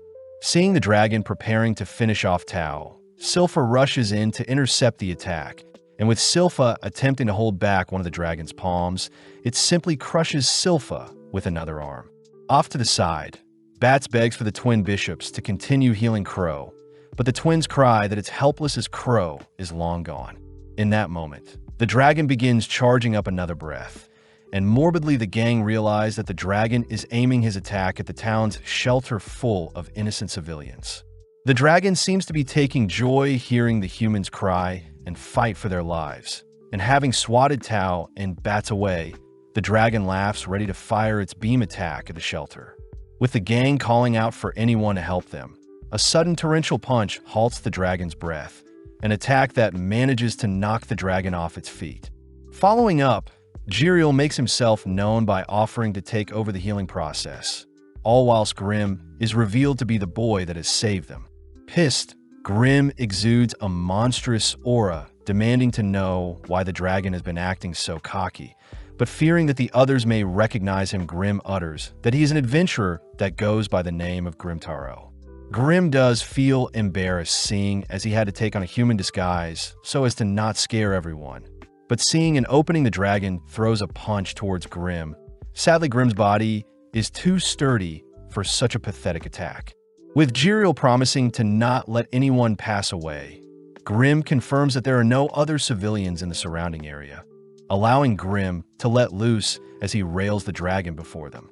With the dragon spinning around, Grim follows up with a kick that shreds the dragon's body, and as Grim rams the dragon in the ground, he mentions how he heard the dragon's disgusting laugh earlier.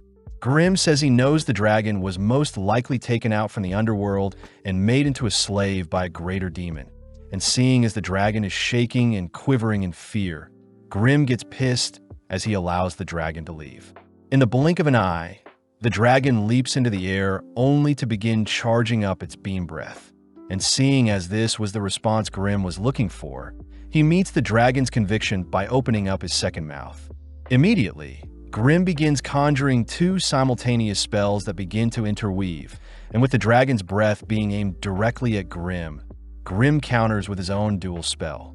In mere moments, Grim's potent spell decimates the beam and incinerates the dragon's body. And as the dragon's life flashes before its eyes, it remembers the moment when Gitan had offered everyone a Luma Maxima sphere to help take their own lives in case of emergencies to purify their souls before they pass. The gang were grateful for the escape plan, but when Gitan was asked why he would help them, Gitan simply mentioned that his decisions were all selfish ones. With his remaining life, the dragon suspects that Gitan was a nice guy after all, opting to not detonate his sphere as he wishes to thank Gitan in hell. As for Grim, he chooses to absorb the dragon's remaining life force, officially replenishing a portion of his power, but he is nowhere near Geesarm's nor Lloyd's level yet. As Jiriel joins him in the skies, he confirms that Crow will be okay, and seeing as everything on the ground has been dealt with, Grim and Jiriel declare they'll join up with Lloyd to witness the final showdown. Up in the sky, Gitan is able to detect that his commanders have been taken out, and although he is a little worried, he suddenly unveils mysterious orbs he has deemed his 10 commandments. From the skies, Gitan sends the orbs crashing onto the ground below, and from the mysterious eggs, morbid-looking chimeras with the strength of an S rank begin to rear their head. Before Lloyd can counter the eggs with his Shadow Wolf skill, Gitan begins barraging Lloyd with swipes from his claws and swords, having deduced that Lloyd needs to focus before he can use any teleportation magic. With Lloyd forced to refocus on Gitan, we switch to Galilea, who has been mortally wounded by one of the 10 commandments, and sadly, it begins to unravel the webbing Galilea had strung up to stop other smaller chimeras from flooding the city. At the same time, we see Katarina trying to calm down the citizens in the church she is in, but when one of the commandments sneaks up on Katarina, we see the two thugs forced to give up their bodies to stall for the others to flee. Panicked, the townsfolk begin to doubt how Almighty God truly is, something Gitan resonates with as he continues to hunt down Lloyd with his Luxes. With every move Lloyd makes, Gitan has his Holy Excalibur's morph and negate his spells, something Lloyd declares is quite annoying. As Lloyd continues to evade the onslaught, we see on the ground floor everyone beginning to despair, especially since they have to continuously fight off waves of monsters. Morbidly, Anastasia seems to be cornered as well, so the only option she has left is to take her life, a precaution Gitan admits wasn't his intention as he simply wanted to overthrow and rewrite the nation as a whole. With Gitan announcing his victory over the kingdom, a sudden musical note resonates across the town, and as Saria and Escher finally take center stage, their performance begins cutting through the dense miasma that has begun to cloud the townsfolk's minds. With every second ticking by, Escher's voice and Saria's melody cleanses the doubts and worries everyone has, and strangely the sheer beauty of the music halts the Chimera's rampage for a brief second. This of course includes Gitan, as well as he is reminded of something. In that moment, Lloyd makes his move and instantly casts his shadow skill along with a slash attack, and before Gitan realizes all of his commandments have been slain, leading Lloyd to display their heads as trophies. Following Rem, she begins freaking out when Dante says he needs to head somewhere. But before Dante can head anywhere, the nearby Chimera springs towards Dante. Without blinking, Dante's Luxa suddenly shreds the creature before him, surprising Rem as she hears that Dante personally knows who is behind everything. Dante says he'll be heading to where the source of the music is coming from, and when Rem tries tagging along, Dante says it's better if she stays, heading off only to praise Rem for the good work today. Strangely, Rem feels Jade's kindness exuding from Dante, but Dante seems fixated on stopping Gaetan at all costs. Cutting back to Gaetan, he mentions how he used to love his life, having spent all his time singing alongside his wife and kid.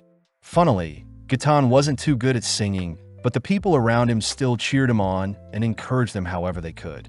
One day, Jiriel had come down and given Gaetan the ability to use divine sorcery, a blessing that allowed Gaetan to help beat up crooks that were plaguing the town. With good progress made towards purifying the evil in the town, Gaetan eventually met Dante, a close friend he considered a brother.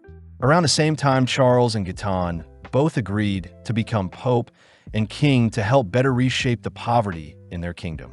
On one fateful day, Gaetan had run into a malnourished-looking Anastasia outside his home. But when he had invited Anastasia inside for a meal, he had horrifically discovered the bloodied corpses of his wife and child. Besides them was Anastasia's father, who had murdered them and begun gorging himself on any food he could get a hold of, and all Gaetan can think about was why God didn't protect his family. A spiraling thought that caused Gaetan to begin casting a divine spell to snuff out the man. Whilst Gaetan was lost in thought, the man continued to stuff himself, and tragically the man passed away of hunger even before Gaetan could enact his revenge. An ironic ending, as Gaetan had lived his life to be an honorable man, but his family ended up losing their lives unfairly.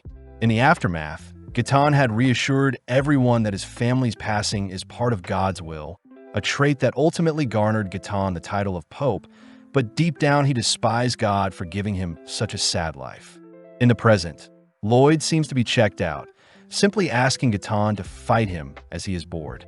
Gaetan reminds Lloyd that he is basically a god, and it's Lloyd's fault that Gaetan ended up this way, but Lloyd simply smacks Gaetan with his Luxa, having heard enough.